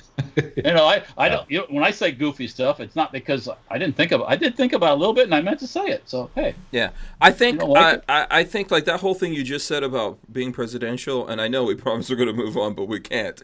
We will. But that whole thing about how people say, "Oh, this is not presidential. That's not presidential." No, people are sick and tired of that bullshit. I'm tired of seeing somebody being a punching bag. Yeah, I don't want the president to be a punching bag. I think also the average person out there is sick and tired of politicians in general and the nonsense that's going on, and they want to see chaos. I'm telling you, with politicians, a lot of times chaos is and I think a lot of this is the fault of the Republican Party before Trump, right? They weren't doing anything. They weren't organized. Democrats are actually very organized no matter what goes on. they stay pretty organized, and they've got enforcers or something that that like just reins everyone in. But on the Republican side, they're not so organized. They can't really fight the fight, and there's a lot of crap going on. And the average guy out there is just sick and tired of that, and feels like I feel this way, that it's better to have chaos and these people going after each other, because then they're not coming after us. Well, and then you get to see how they really are. Yeah. Not that watered down political. I want to see them go at it, man. You know, I want not necessarily go fighting, because that's like uncivil shit. Just imagine for a quick second that when Obama, like, okay, we know there's lots of people that were mad when Obama became president, right? There were lots of people mad, and people said a lot of crazy stuff. But he was not, through his entirety of his first term, no one was trying to impeach him. You know, no one was when you turned around, everyone was like, "Oh yeah, this is impeachable. We got to impeach and now." And he did some. He and they did some bad stuff. Mm-hmm. You know, it's documented. All these things they've done. That's because our side doesn't have fighters. We don't fight. Like when we lose, we're like, okay, well, we'll give it a shot in 4 years, and we came up with Romney, right? I mean, we don't fight back. Where the left, the second that Trump was elected, they were immediately mobilizing them either to try and have voter fraud in whatever states they need, but they're mobilizing activists, paid or unpaid, doesn't really matter. They are mobilizing their people every single day. We're seeing it here in Idaho. I mean, Idaho is being overrun right now by a bunch of radical leftists that want to change one of the reddest states in the country, and I'm trying to sound the warning alarm to our people here in Idaho, but they're all asleep. All the voters are apathetic. And also forget about it. Yeah. Also on our side, man, there's no money guys. Yeah. There's no. I don't really feel like there's any real money guys on our side. You got Bloomberg on the other side, and he's spending a lot of money. Yeah. There's Bloomberg, Soros, and there's a ton of them. Yeah. Tons of them. There's none of those guys on our side that are putting money into the Second Amendment. And on top of that, let's realize that when this first happened, right? After the election, these guys had a supermajority. They had everything. They had the White House. They had Congress. They had Senate. We were all like, come on, do some stuff. No, wait till the midterms. Nothing. Yeah, because the Republicans didn't want to do anything, you know. So me personally, I know I believe that Trump has done some horrible things when it comes to the Second Amendment, but the Republicans also didn't do anything. You know, Correct. and so for me, that's why I think to stop things from getting really bad, we need chaos. If someone wants to know, like in Canada, if you want to know what to do, you got to have chaos with the politicians. Don't have these idiots organized. Look at what's happening in England right now with Brexit. They can't get out of it because they have. Now, I'm not saying that's a good thing they can't get out of it. It's a bad thing they can't get out of it. But they have all-out chaos, and it's stopping the Brexit thing from happening. If these guys were organized, they would probably pretty much just eliminate the Second Amendment. They'd eliminated a lot of amendments, not just the second. Right, with the help of Republicans, though. With the help of Republicans. There is only one political motivator that has ever mattered, and that is fear. Okay, it's either fear of losing their jobs or fear of losing their lives. And until you can instill that fear in them, there is no change. In fact, one of the Democrats here in Idaho, Melissa Wintrow, has credited our organization, the Second Amendment organization that I run in Idaho, with killing all of her bills, all of her gun control bills. She's like, we can't get around Greg and all of his group. And that's why they're sending you back pain. They've got one of those. That's why your internet connection sucks. They've got one of those voodoo dolls. But here's the thing: Idaho is run by Republicans, supermajority Republican, and so they fear what our organization will do to them at election time, and so they won't vote for a lot of this crap. And you guys are keeping them in line by keeping we keep them in line. In fact, this last election cycle in 2018, we took out a 32-year incumbent. Gun owners did 32 years and a powerful state chairman, and he got taken out. And all of a sudden, it was rather interesting. This year, a lot of people were a lot nicer to me than they have been in years past because they realized, oh crap, you know what? We don't like Greg. He's an asshole. Sorry to say that, but If we don't do what the gun owners want to do, we're going to lose. Like Greg is going to come after us next. And until you, in each of your individual states, whoever's watching this, until your group creates that type of fear, they don't care about you. They don't. If you don't have the money or power to take them out, they don't care what you think or what you want. Yeah, 100%. You got to keep the pressure on them from all aspects. That's the only way to keep Republicans in line, man. They're horrible. You know, the Democrats have something that keeps them in line, too. Let me just get this in real quick, Walter. I'll let you say, hold on to that thought for a second. Armament and Axis gave us a couple of bucks. He says, Terry Crews Camacho 2020. So, I don't know. Yeah, we're already way past Idiocracy. When is someone going to make Idiocracy Part 2? Oh, wait, I forgot. We're living it.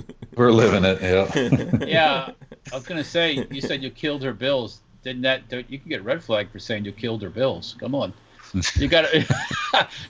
That's not politically correct to say you killed something. Yeah, I mean, yeah. Somebody else also said, to clarify, taken out he means removed from office. Yes, we were talking about, for all the agents watching in the 3-letter agencies, we were talking about political stuff. And over in England, with Brexit, they would say you dispatched them. That's how you say that. You dispatched them. Yes, it's not. Yeah. Yeah, that's James, a term. That's a military term. Dispatched. Yes. James Miller. Hold on. Okay. James Miller says, "I hate that many/most Republicans really don't believe in the 2A, while most Dem politicians really do believe in gun control." Yeah. That's a weird dichotomy that we have to deal with here. Yeah. There are very few politicians, especially in Congress, but even at the state level, there are very few that are no compromise. Very, very few. Yeah. That's I think what we're going up against. Okay, let's go on to that next thing that someone that we saw and we wanted to talk about. Basically, this is on the Firearm blog. Notice Facebook and Google indexing your firearm serial numbers. Google and Facebook have now made it possible to find photos of firearms by simply typing a serial number into the search box. Earlier today, the automotive website Jalopnik published a story showing how license plate numbers are evidently scanned using optical character recognition, OCC, on Google Images, allowing them to be searchable using text queries. Using the OCC hypothesis, TFB wondered if this image data mining technique may be able to be used to search for firearm serial numbers using the images posted previously on TFB with serial numbers displayed on firearms. We tested the serial number search technique. As you see from the results below, firearm serial numbers are in fact part of this apparent large-scale data mining operation by companies like Google, Facebook. There you go. And then they're showing how they're searching for things by serial number. And some things came up. What do you guys think about it? Interesting, weird, don't care? Not surprising. Not surprising? Yeah. I mean, at this point, the big tech companies are data mining everything that they possibly can. I think at this point, if you're a gun owner and you're showing your guns off on Facebook and YouTube or wherever, you better be a lot more careful, because at some point, especially if you live in a state with a red flag law, very, very dangerous times, because they're going to show up at your door and take your firearms away and say, well, Hank Strange said this one thing, and so now we've got to target Hank Strange for a red flag law because he's dangerous, and you've shown off your firearm with the particular serial number and all that stuff. So yeah, I wouldn't post the crap anymore on Facebook. Yeah. I mean, I'm posting things on all kinds of social media. So we're probably way past that. And I did do that, like Walter was saying, I think in the beginning, or someone was saying that in the beginning, I used to put little pieces of black gaffer tape over everything. And then I was like, oh, what's the point? I mean, it's, because what actually is the point, right? Whether they know the serial numbers or not, if they know you're a gun person or not. And then I think, which I'm not saying that folks out there in general shouldn't do something to hide those things. But I think folks like me, you, Walter, we're out here doing this. They're aware of us. Yeah. We've got lots of things. Yeah. A lot of times I'm showing NFA stuff anyway, so they already got the papers on that one. So yeah. it's like I mean, and then remember, there are other people, like I was doing the story with John Crump, which actually I think tomorrow we're going to have a follow-up coming out about how the Charlotte County here in Florida, the sheriff was using, he actually created an illegal registry. So basically, Greg, I don't know if you heard about this, but basically here in Florida, when you take a gun to the pawn shop, it has to go into a system to verify whether or not that firearm's stolen. If it's not stolen, then all those records are supposed to be deleted. And that, but the sheriffs I'm not even sure why the sheriffs look at it. I guess to me, only if it's stolen should the sheriff get to look at it. But, correct. Yeah. But my understanding is that there was a glitch in the coding, and somehow the sheriff, not only of that county but several other counties, were using that information to create databases and keeping the information in general even after it was all deleted. So yeah, a very convenient glitch. Yeah. So and then we have a follow-up that's coming out tomorrow. When we talk about when we talk about universal background checks, and that's what I've always told people, universal background checks are a backdoor to gun registration. And people are like, well, the government's destroying all those records. I'm like, really? You really believe they're destroying all the records and that they don't know exactly what you're buying? And I'm like, don't buy that crap. That's not true at all. Well, I don't think that. I mean, there's lots of things that show that they're not. No one's getting rid of anything. No data dies unless you have a Hillary Clinton server. Your data, and I guarantee you that information didn't die either. And you're willing to suicide everybody who ever knows about your data. The bad part about it, her thing is, one of her advisors, that young lady that hails from the Middle East, whose family's in the Muslim Brotherhood. I guarantee you all that information, whatever she had in those servers, all got exported. All the classified information, all the conversations, everything. I don't bet, but I'll bet big time on that. So it had to be. Ultimately, I don't think anything ever goes away. Like it looks like this thing with Joe Biden's son's going away a little bit. It's going to come back at some point. Pelosi's son's also on the takeover there too. So. Oh really? One of the Pelosi's is on the takeover there, if I'm not mistaken. So. Okay. Yeah, you gotta share the. Getting busy. How can I make $50,000 a month for not knowing anything? $83,000 a month. I'd say most of the people in Congress on both sides of the aisle, a lot of them have some dirt that nobody knows about, and that they all. That's why they don't ever really go after each other. For the most part, it's because they know that somebody they know or their family member is also tied into something they shouldn't be. So they won't go after each other. Yeah. Look at the slush fund for sexual harassment cover-up. Yeah. Well, they're gonna tell us who did it. Well, they'll find out. It's 90% of them. And all the big name ones too. James Miller says, under Bush Sr., John Ashcroft, the AG, said the FBI gets around the registry issue by making copies of the gun paperwork, then destroying the originals. Yep. Yeah, sure. Yep. I've heard of FFLs saying that the ATF will come do a check on them, and they'll have copies of their records. And they're like, well, wait a minute here. How did you get these? Oh, well, you sent them over to us, and they just totally lie about it. And so... I mean, they know, right? And that's why we oppose the registry, and in conjunction with opposing red flag laws, is because you combine universal background checks and red flag laws together, and that's it, right? That's the end of it right there. So yeah. And then I've also seen that so for example, if in certain states, if you're buying a certain amount of guns within a certain amount of time, the ATF shows up and they're like, yeah, we want to see those guns. And they know everything that you have. How do they know all that? Right? Because they're keeping track of what you're up to and what you're doing. And then, like, I know some people who've gone through that. Okay, by the way, I'm going to throw up a picture here. Let's see if I can get this picture up. This is from Florida Guns. He says, picture of one of my guns with the serial number. Okay, do you guys recognize what this gun is? because I know what it is. I know what it is. It's the oh man, what's the name of that little bullpup that's like a 22 pistol? I have one of those things. Oh, that thing that was an abortion, a real abortion. Yeah, I forgot the name of this thing again.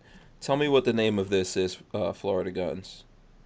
Yeah, that was the what was it? The zip gun? The zip gun, right, Walt? Was the zip gun? Something like that, yeah. Yeah, I think it was the zip gun. So there you go. That's funny. Yeah, with a poop emoji. That's, I guess you gotta use it. Maybe the rainbow poop emoji. You know. Yeah, those are the stickers you have to make, Walter. You have to make little serial number stickers. Oh, someone's gonna. You better jump on that one. Serial number stickers? Yeah. Oh, it can have like OU812 and all these different yeah. Serial number stickers for your firearms. All right, so let's see. What other stories? Did you guys have some stuff you wanted to get into here? Well, I mentioned earlier about the Mexicans and catching El Chapo's son and then letting him go because the cartel had more firepower than the military, I guess. Yeah. I mean, and that's a thing. I think the Wall Street Journal had an article out saying that, let me see. I can't show the whole article here. I'll throw this up really quick. Mexico soaring. This is just a headline. I can't. Wall Street Journal, you got to pay them to get into the thing. Mexico's soaring murder rate proves gun control is deadly. Yeah. Yeah. They had a picture of some of these cartel guys riding to get into the battle with an M240, it looked like. Or a saw and a Laws rocket sitting next to him. Mm-hmm. That didn't come from the gun show here. At least not the gun show I'm aware of. So, yeah. And it says so lower down in that article it says another record number of murders in Mexico. For the first 9 months of 2019, Mexico had 25,890 murders, almost 6 times as many murders per 100,000 people as in the U.S. Does Mexico need stricter gun control? ? It already has incredibly strict gun control. And I guess the murder rate has increased with this new prime minister, president, wherever they have in Mexico, crime leader there in Mexico, mob boss, whatever he is. Mm-hmm. Yeah. So the one that says we need stricter gun control. Yeah. They always talk about the firearm, the related deaths that we have in the U.S. and almost all of them, the vast majority are from suicide. Our murder rate in the U.S. is actually pretty low, especially when you look at most of the murders come from like 4 counties in the entire country. Yeah, and then look at the number of the murders that are done with blunt trauma and knives. I mean, knives, that just bats, outweighs the gun stuff a lot more. So we're preaching to the crowd here.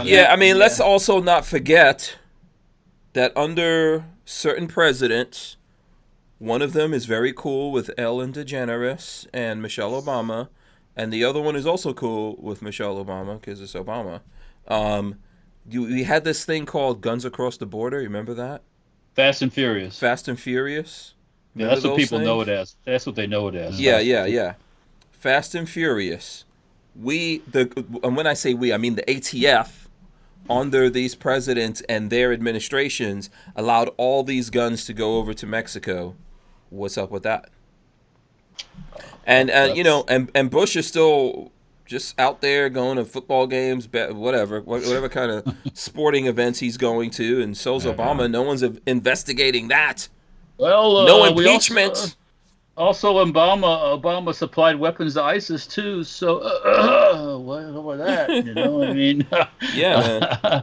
And I guess I heard something recently. They made a deal with ISIS before Trump was in office, about leaving one town to fight, to go and let them leave to go fight Syrian forces from Assad. Okay. So it's like, okay, really? So here we go. How many people got killed in the process of that? The one thing I did want to bring up, Hank, and this is off topic of what we've been discussing right now, is red flag laws. And so for those that aren't out here in the West, California passed 2 bills, AB 61 and AB 12, and Governor Newsom signed both bills. AB 12 expands the waiting period on a red flag law for up to 5 years. So understanding that under this red flag law now in California, for half of a decade, without a criminal charge and without a conviction, you could lose your firearms for up to 5 years. That's AB 12. In addition to that, AB 61 expands California's red flag law to include your coworkers and essentially anybody that works at a school. So I know nobody here has ever had a run-in with a coworker before. That never happens in America. Mm-hmm. And so this is why you can't open the door to red flag laws at all. No matter what Rubio or Trump or anyone else says, all of them have to be opposed, because this is what's going to happen. This is what's going to happen in Florida, right? This is what they're going to try and do. At some point, there will be a shooting, and they'll say, well, by golly, we need to extend it to 2 years for your waiting period, and we need to extend it to your next door neighbor because of this one shooting, and that's so it's a perpetual expansion until anybody can turn you in for any reason. And heck, 5 years isn't long enough. Why not 10 years? Why not life? Right? Yeah. And they'll just keep going and going. Yeah. And at some point, really dangerous stuff. Yeah, exactly. At some point, they'll probably have an algorithm, some software that says, "Oh, we don't like this person. They need to be put on a timeout for a year or 2 years or whatever." Yeah, for sure. Timeout. Yeah. I mean, there's already mechanisms in place for law enforcement to deal with credible threats, right? Yeah. Yeah, they can already put a 72-hour hold on somebody where they actually take you away, right? They don't take your property. They say, hey, we think you're suicidal. For 72 hours, they can put you in a hold and keep you there. Under red flag law, it's like, you're a dangerous person here. We're going to take your guns and then just leave you there to hang yourself or cut your wrists or whatever. I mean, it doesn't even make sense. But the bottom line is, this is how confiscation will happen in America. It's not going to happen how Beto wants to happen, door to door, the cops going out. The cops aren't going to do that crap, at least not en masse, right? But through a red flag program, that is exactly how they'll do it. And one by one, they'll just keep targeting people. Look at the guy. There's a guy in Washington State that's just broke last week. A guy in Washington State who was a white supremacist piece of trash. All right. I disagree with this guy probably on a whole bunch of stuff, including his views on race. He has committed no crime. He has done nothing wrong legally.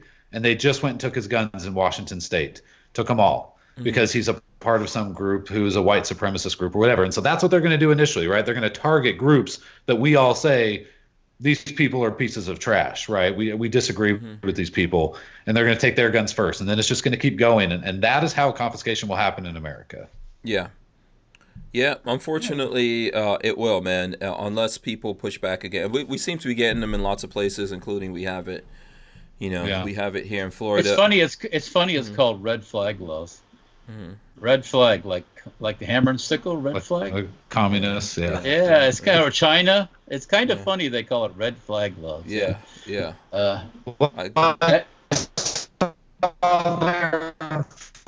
Florida with red flag laws. You broke up there. Sorry, you broke up there, Greg. Sorry about that. You broke up. No, that's on my end. So they're targeting kids. In Florida, they've targeted kids as young as 8 years old with red flag laws. 8 years old. It's insane. And I think John Lott has done some research now and said that up to one third, so 33%-ish of people who have been red flagged, they are hitting the wrong person. Yeah. Armament and Axes gave us a couple of bucks here. He says, "Dem saying red flag, but not for gangs." Yeah. Yeah. Of course not. That's the part of their voting base. Yeah, if we red flag a gang, will they go in there and take all their guns? No. Probably not. No. Yeah. Let's see. Okay, Richard Portella is saying something about guns and gadgets, Dad. I don't know if you've got I don't know where you got that info from. If you do, let me know. Because I hate to put something out there if we're not sure about that. So, let's see what else. What other new stuff? Walter, did you have some new stuff you wanted to get into? I keep thinking about Florida man and the 9-foot gator. Oh. But you talking about the guy that had the gator in his pool? In his pool, and he got it out himself, I guess. Yeah, didn't he? Okay, I gotta see. I saw that article while I was away. It popped up on my. Wasn't he holding that gator over his head or something like that? I don't know. I got to open the Florida Man website and see if they show. Oh, okay. So in Florida, there it is, man. Florida removes 9-foot alligator from pool. That's pretty bizarre, man. Wow. In Florida, are you allowed? I mean, if there's a gator in your backyard, are you allowed to kill it, or are you supposed to like call somebody first? Yeah, you're supposed to call somebody because they're still. I think technically, there's a hunting season on alligators too. So, yeah, it's a touchy situation. Though they're everywhere. Yeah, you're supposed to call somebody. Oh. Yeah. Yeah, I wouldn't mess around with the gators. I'm trying to find a picture. It's a gator trapper. Oh, that's what he does for a living. Okay, there you go. Well, the gator had walked through the screen into the pool. I haven't had a good-sized gator in a swimming pool for probably a year. Mm-hmm. Oh. Only a year? Oh, maybe it wasn't. Okay, maybe that wasn't. Because this guy's been on Gator Boys on Animal Planet. So. Oh, okay. Wow. So he's a trapper. Thing. It was in somebody else's pool, but he's a trapper. Yeah. Okay, yeah. So he's an expert. Yeah. Yeah. I guess, if you know your gators, right? Okay. Do gators, if you roll them over, do they fall asleep? Is that, I don't know. Or is that just an urban myth? I don't know. I don't know, man. Wish we could do that with politicians. Yeah.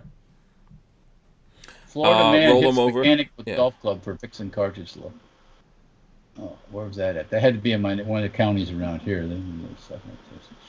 Anyways, all right. We have any serious news? Let's see. Serious? Yeah. Now you're looking for the serious stuff. Any other serious news? Oh, okay. I'm looking to see if there's any other Florida man news out there. Well, at least Shaq's on the right side, it says. NBA legend says Rockets GM right to support Hong Kong amid feud. Yeah. Wow, good. Yeah. But Shaq isn't getting... See, here's the thing. Here, I'm going to throw up this Gator Man thing because this is the picture I saw. Florida man swims with, rescues 9-foot-long, real mellow alligator from the pool. From pool. Real mellow? Yeah. A Florida man who chronicled his rescue of 9-foot-long alligator in a series of photos on his Instagram page says the animal will be used for educational purposes. Paul Bedard of Gator Boys, which is what you were talking about, alligator rescue, was called to a Parkland home on Tuesday and found the alligator in a swimming pool. The alligator weighed between 180 and 200 pounds. And there's a picture of him here holding this massive alligator up over his head. He's a badass then. That's awesome. Let's see. He was this is a quote from the guy. He was mellow when I caught him. I named him, I named him Cool Hand Luke because the gator was so mellow and so cool.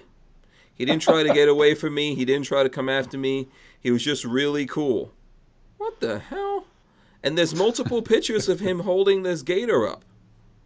Okay, so the gator was basically high. Someone put some weed or something in the, instead of chlorine. Yeah, I know. I just wanted to look at that because I remember seeing this when I was on the road, and I was like, this can't be real. Floridians. Wow. I don't care how much I trap gators. I'm not holding one over my head like that. Thing all of a sudden might not be cool anymore. That might be his plan to lure you in. Let me let this all fun with the wildlife until they eat you. So yeah. I don't have any pity for people that have these animals that can kill you, and then they do. Yeah. I just don't. Nobody needs a pet tiger, so to speak. No. Yeah. Or a 16-foot python or something like that. No, we don't. Yeah, Armament and Axis says the water must have been cold. Reptiles are cold-blooded. Yeah, that could have been it. Actually. No, that gator was high. Or he was just dead. Maybe he was just cool because he wasn't alive. Maybe he ate the guy's marijuana plants by his pool or something. He was just chilled out. Yeah, Jake Delahome says he first said, hold my bear. Hold my bear. Yeah, please, other people in Florida, don't try to do what this guy did. No. Because I don't know, man. That's just not going to work out well for you. Unless you're a gun grabbing politician, then by all means jump in and give it a go. Oh, sure. Right. Okay, Greg. Okay, I was looking at the Truth About Guns, and there's a Keltec ad on it. And you know how Keltec, they had the one about guys drinking their own pee? Oh. Remember that one there? So what were they drinking now? I don't know if I want to know. No, they got one now. It says you're nobody's chambermaid, and it's got this guy looks like a cowboy puffing on a pipe. And I'm like, what the? Well, for the KSG, the big long KSG with the extra long barrel. Oh, okay. Kel-Tec has some weird marketing. You're nobody's chambermaid. Oh. Yeah. Okay, what That's if? funny. Sorry. Are you guys into cars at all? You guys? I know Walter is into cars. Well, we're going to SEMA. Come on now. You are. What about you, Greg? You into cars at all? Huh? Are you a car guy? I like cars. I work on my own cars usually and fixing them, but oh man, I mean, I spend so much time doing gun politics and trying to defend the 2A. I have very little time for any of my other interests or hobbies. Okay, I respect you fixing your own cars. That's good. Do your own oil changes and everything, right? I just did that today, as a matter of fact. Yeah. Oh, okay. I don't think have I ever done an oil change? Yes. I drive up to the dealership or the oil changey place, and I pay for my own oil change. No.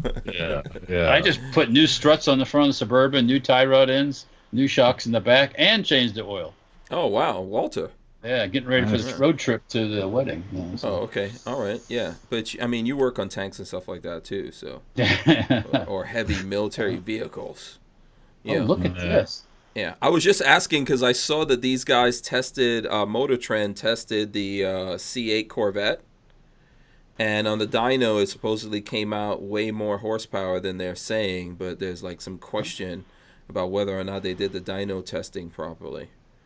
But it's just interesting because the numbers they got at on the dyno, was like, let me see, what was they said basically if you calculate that number on the dyno, so it says this, let's see here, output range from 478 horsepower and 536 pound-feet at the wheels. That's roughly 562 horsepower and 630 foot-pound of torque at the crankshaft, assuming the 15% loss or whatever. But that sounds kind of weird, right? I mean, I guess they would usually underestimate their thing, but I don't know. Who knows? Maybe you got a good one. Yeah.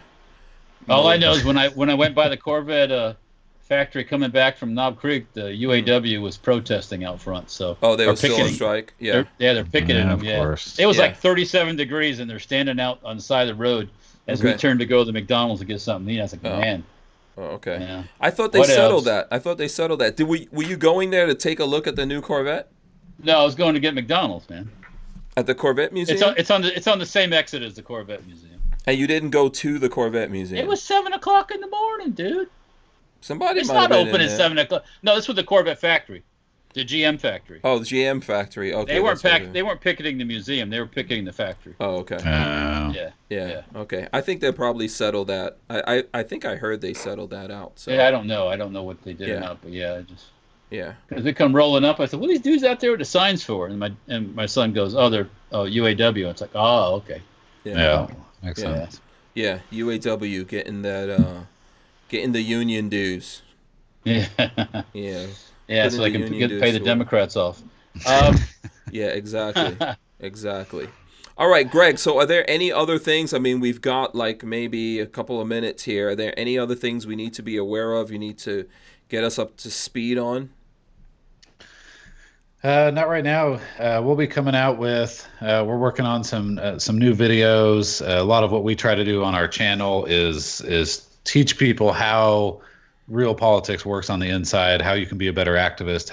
Whether it's for the Second Amendment or for any other liberty-related issue. And so that's kind of our focus. And we got some new videos hopefully coming out here in the next few months to keep teaching people how to do that and becoming more effective at being defenders of liberty. Okay, so how can people find these videos? I know you were doing some skit videos. You guys are still doing those, right?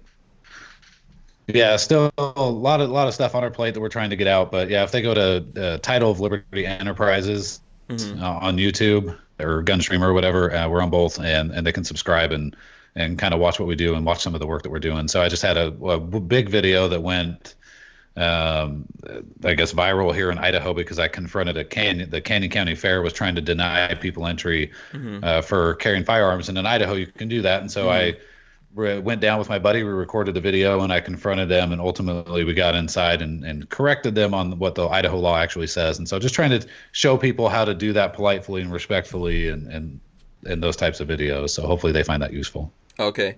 And Walter, Big Cliff says you're being harsh. Or maybe it's all of us. I don't know. He says he's a conservative union steward, Big Cliff. Are you UAW, Big Cliff? Let us know. Oh no, I wasn't. I wasn't going after the UAW guys. I mean, that's our world. That's whatever. It was just 37 degrees out and it was half dark. So yeah. Well, I guess someone's got to protest. Yeah. Now, what I want to say. They probably start building at the factory early. Go ahead. What are you going to say? Pink straws for breast cancer awareness. All you straw haters. Okay. Can you drink out of a pink straw and still have breast cancer awareness? Is it a paper straw or plastic? No, it's plastic, mother. I don't drink out of no damn paper straws. Come on. Oh. And this got bought from your favorite assemble your own furniture store. Oh, IKEA. What is it? IKEA. Yeah. The Swedes. Yeah. The Swedes don't care about that stuff because they burn all their garbage. Yeah. Don't lie to me, Walter. You live in Safety Harbor. I know you guys do paper straws over there. Not under duress. I do. Under protest, I do. Oh, okay. Yeah. I mean, I grew up back in the old days. Growing up as a kid, you get paper straws just because what they had then. Before plastic straws were a big deal. They were too poor to have plastic. No. Just plastic wasn't used for straws then. So nobody, Yeah. It's all a racket. Plastic is better for the straws. Big Cliff says he's Teamsters beverage delivery. There you go. I used to be a Teamster a long time ago. Didn't do much for me. I noticed the Teamsters. They had all Cadillacs and they mean the bosses? Yeah, nice cushy offices on Fifth Avenue. Lots of them were gangsters, actually. I used to see the FBI coming up there to pick them up or whatever. So I have some experience with the Teamsters. But hey, I'm not knocking what you do though, Cliff. You got to do you. I understand. Beverage no worries, man. Yeah, just keep working, making stuff. Yeah. Yeah, absolutely. I don't know whether or not you have a choice in that whole thing, whether you guys have a choice to do it or not. I personally just find there's not a lot of good representation with the union situations, man. It's a lot like politics, like we were talking about. I think the NRA runs a lot like a union, in my opinion. Yeah. Yeah. So. And the board members, yeah. Yeah, we pay our dues. We don't get anything. Everyone's driving around in Cadillacs, flying around, got nice offices and nice suits and stuff like that. So, that's how it goes. Let's see. DCG 44S says get a man straw titanium or at least stainless. I thought about that, and I was gonna create something out of that probably wouldn't be very. I advise against it. Don't do it. Because if you get a solid stainless steel or titanium straw, that turned into a serious weapon. Yeah, it could it could take you out. Oh yeah, you sharpen that like a big syringe, and yeah. I think there was a story. There was a story here where I could probably make a Slamfire 22 out of one of those straws. So. Oh, probably. Yeah. But there was a story, I think, in England or someplace where they made plastic straws illegal, and this woman fell on her straw. Yeah, if it was plastic, it would have just messed her up a little bit. Yeah, but it was stainless steel impaled her. Oh yeah, in the face, through her nose or something. Yeah, she died. Yeah. Big Cliff says he tries his best to cover his guys. You know what? Your guys are probably lucky, man. I'm sure you fight for them, Big Cliff. So, that's good. Yeah. That's an awesome thing. All right, so listen, let's wrap this up here. We're gonna come back and do it again tomorrow. Let's see. Let's get Walter in here. Walter, tell the folks out there if they would like your particular brand of belligerents. How can they get some Free Walter? Free the straws! How can they get them some Walter belligerents on a regular basis? They can catch us on Facebook and Instagram, or me, or us, or whatever. I'll try to post guns now without serial numbers, whatever I do. Yeah, okay, good luck with that. I'll have to make some special tape for that, so they all get like no Google please or something Yeah. shit like. You know what? We got to make gun cozies. Let's get some gun cozies. Oh, you slide the whole. I guess that's I can't see the gun. Why is that? Well, because I have to protect my gun. Keep my gun warm, like little booties for dogs. That's which is also nonsense. I have to protect my gun. Like a big gun condom, right over the top of it. Boom, done, man. Yeah. Okay, so that's the only ways the folks out there can get in touch with you. No, Facebook, Instagram. We're on YouTube. Safe Terror Firearms on YouTube still, and also on Gunstreamer and Mines. And then what else? I think that's it. Well, that's pretty much covers it. And here on Saturday, 7:00 on most nights of the week. Life of the Locked and Loaded. Absolutely, Walter here, bringing the noise. Okay, everybody, yeah. Greg, how can the folks out there? How can they keep up with you? I know you just said some of that, but hit them with it again. What's all your social media and all that kind of stuff? If folks need help from you, how do they get in touch? Are you muted? You might be muted. Let's see. Boom, there you go. Yeah, you're muted. I've got a cough, and I was doing you a huge favor by muting my microphone, okay. and then yeah. Anyway, so we're on. If you go to titleoflibertyenterprises.com, you can find all the social media links to Twitter and Instagram and YouTube and Gunstream and all that kind of stuff on there. And just all about trying to teach people how to be better activists and recognize what real politics is like inside the Capitol. And that's our goal, and that's where they can get a hold of us. And I can, if you've got a question about politics or something going on in your state, I'd be happy to try and answer that for you and educate you on what to really do instead of what the politicians want you to do. Okay, awesome. And by the way, Walter, you forgot stemparts.com. Stemparts.com, if you're looking for replacement parts for your some of the subguns out there, check it out. Yeah, absolutely. Greg, try to stay out of the hospital. You gotta find whoever has that little voodoo doll of you. There's a little ginger bearded voodoo doll out there somewhere. They're in the Capitol somewhere. I'll go find them. They're just getting. But I know I saw you. When were you there? Was that in the hospital? Yeah. Was that yesterday? No, it was a couple days ago. Yeah, a couple days ago. I have a bad back from Iraq, and it flared its ugly head the other day to where I was in a wheelchair. I mean, I just couldn't walk. It was really bad, and so I've got several bulging discs pushing on my sciatic nerve, and it was inflamed. I mean, it was just all around bad stuff, and so it's kind of toned down a little bit now. So it's not. Yeah, you need drugs. Yeah. Yeah. Try to feel better, man, and stay out of pain there. Yeah. Thanks for having me on, man. I appreciate it. Absolutely, man. Thanks for coming on. We're gonna be back tomorrow, like I said. I want to thank everyone for joining us. Let me drop the N-bomb here on people. The end bomb. Make sure you guys subscribe, thumbs up, ring the bell to be notified every time we go live. We will be back tomorrow, and then we'll be off the rest of the week. Anyone has anything out there to say? Nope. Thanks, everybody. All Appreciate right. it. Be civil. We are out of here. We'll see ya. Boom. Peace.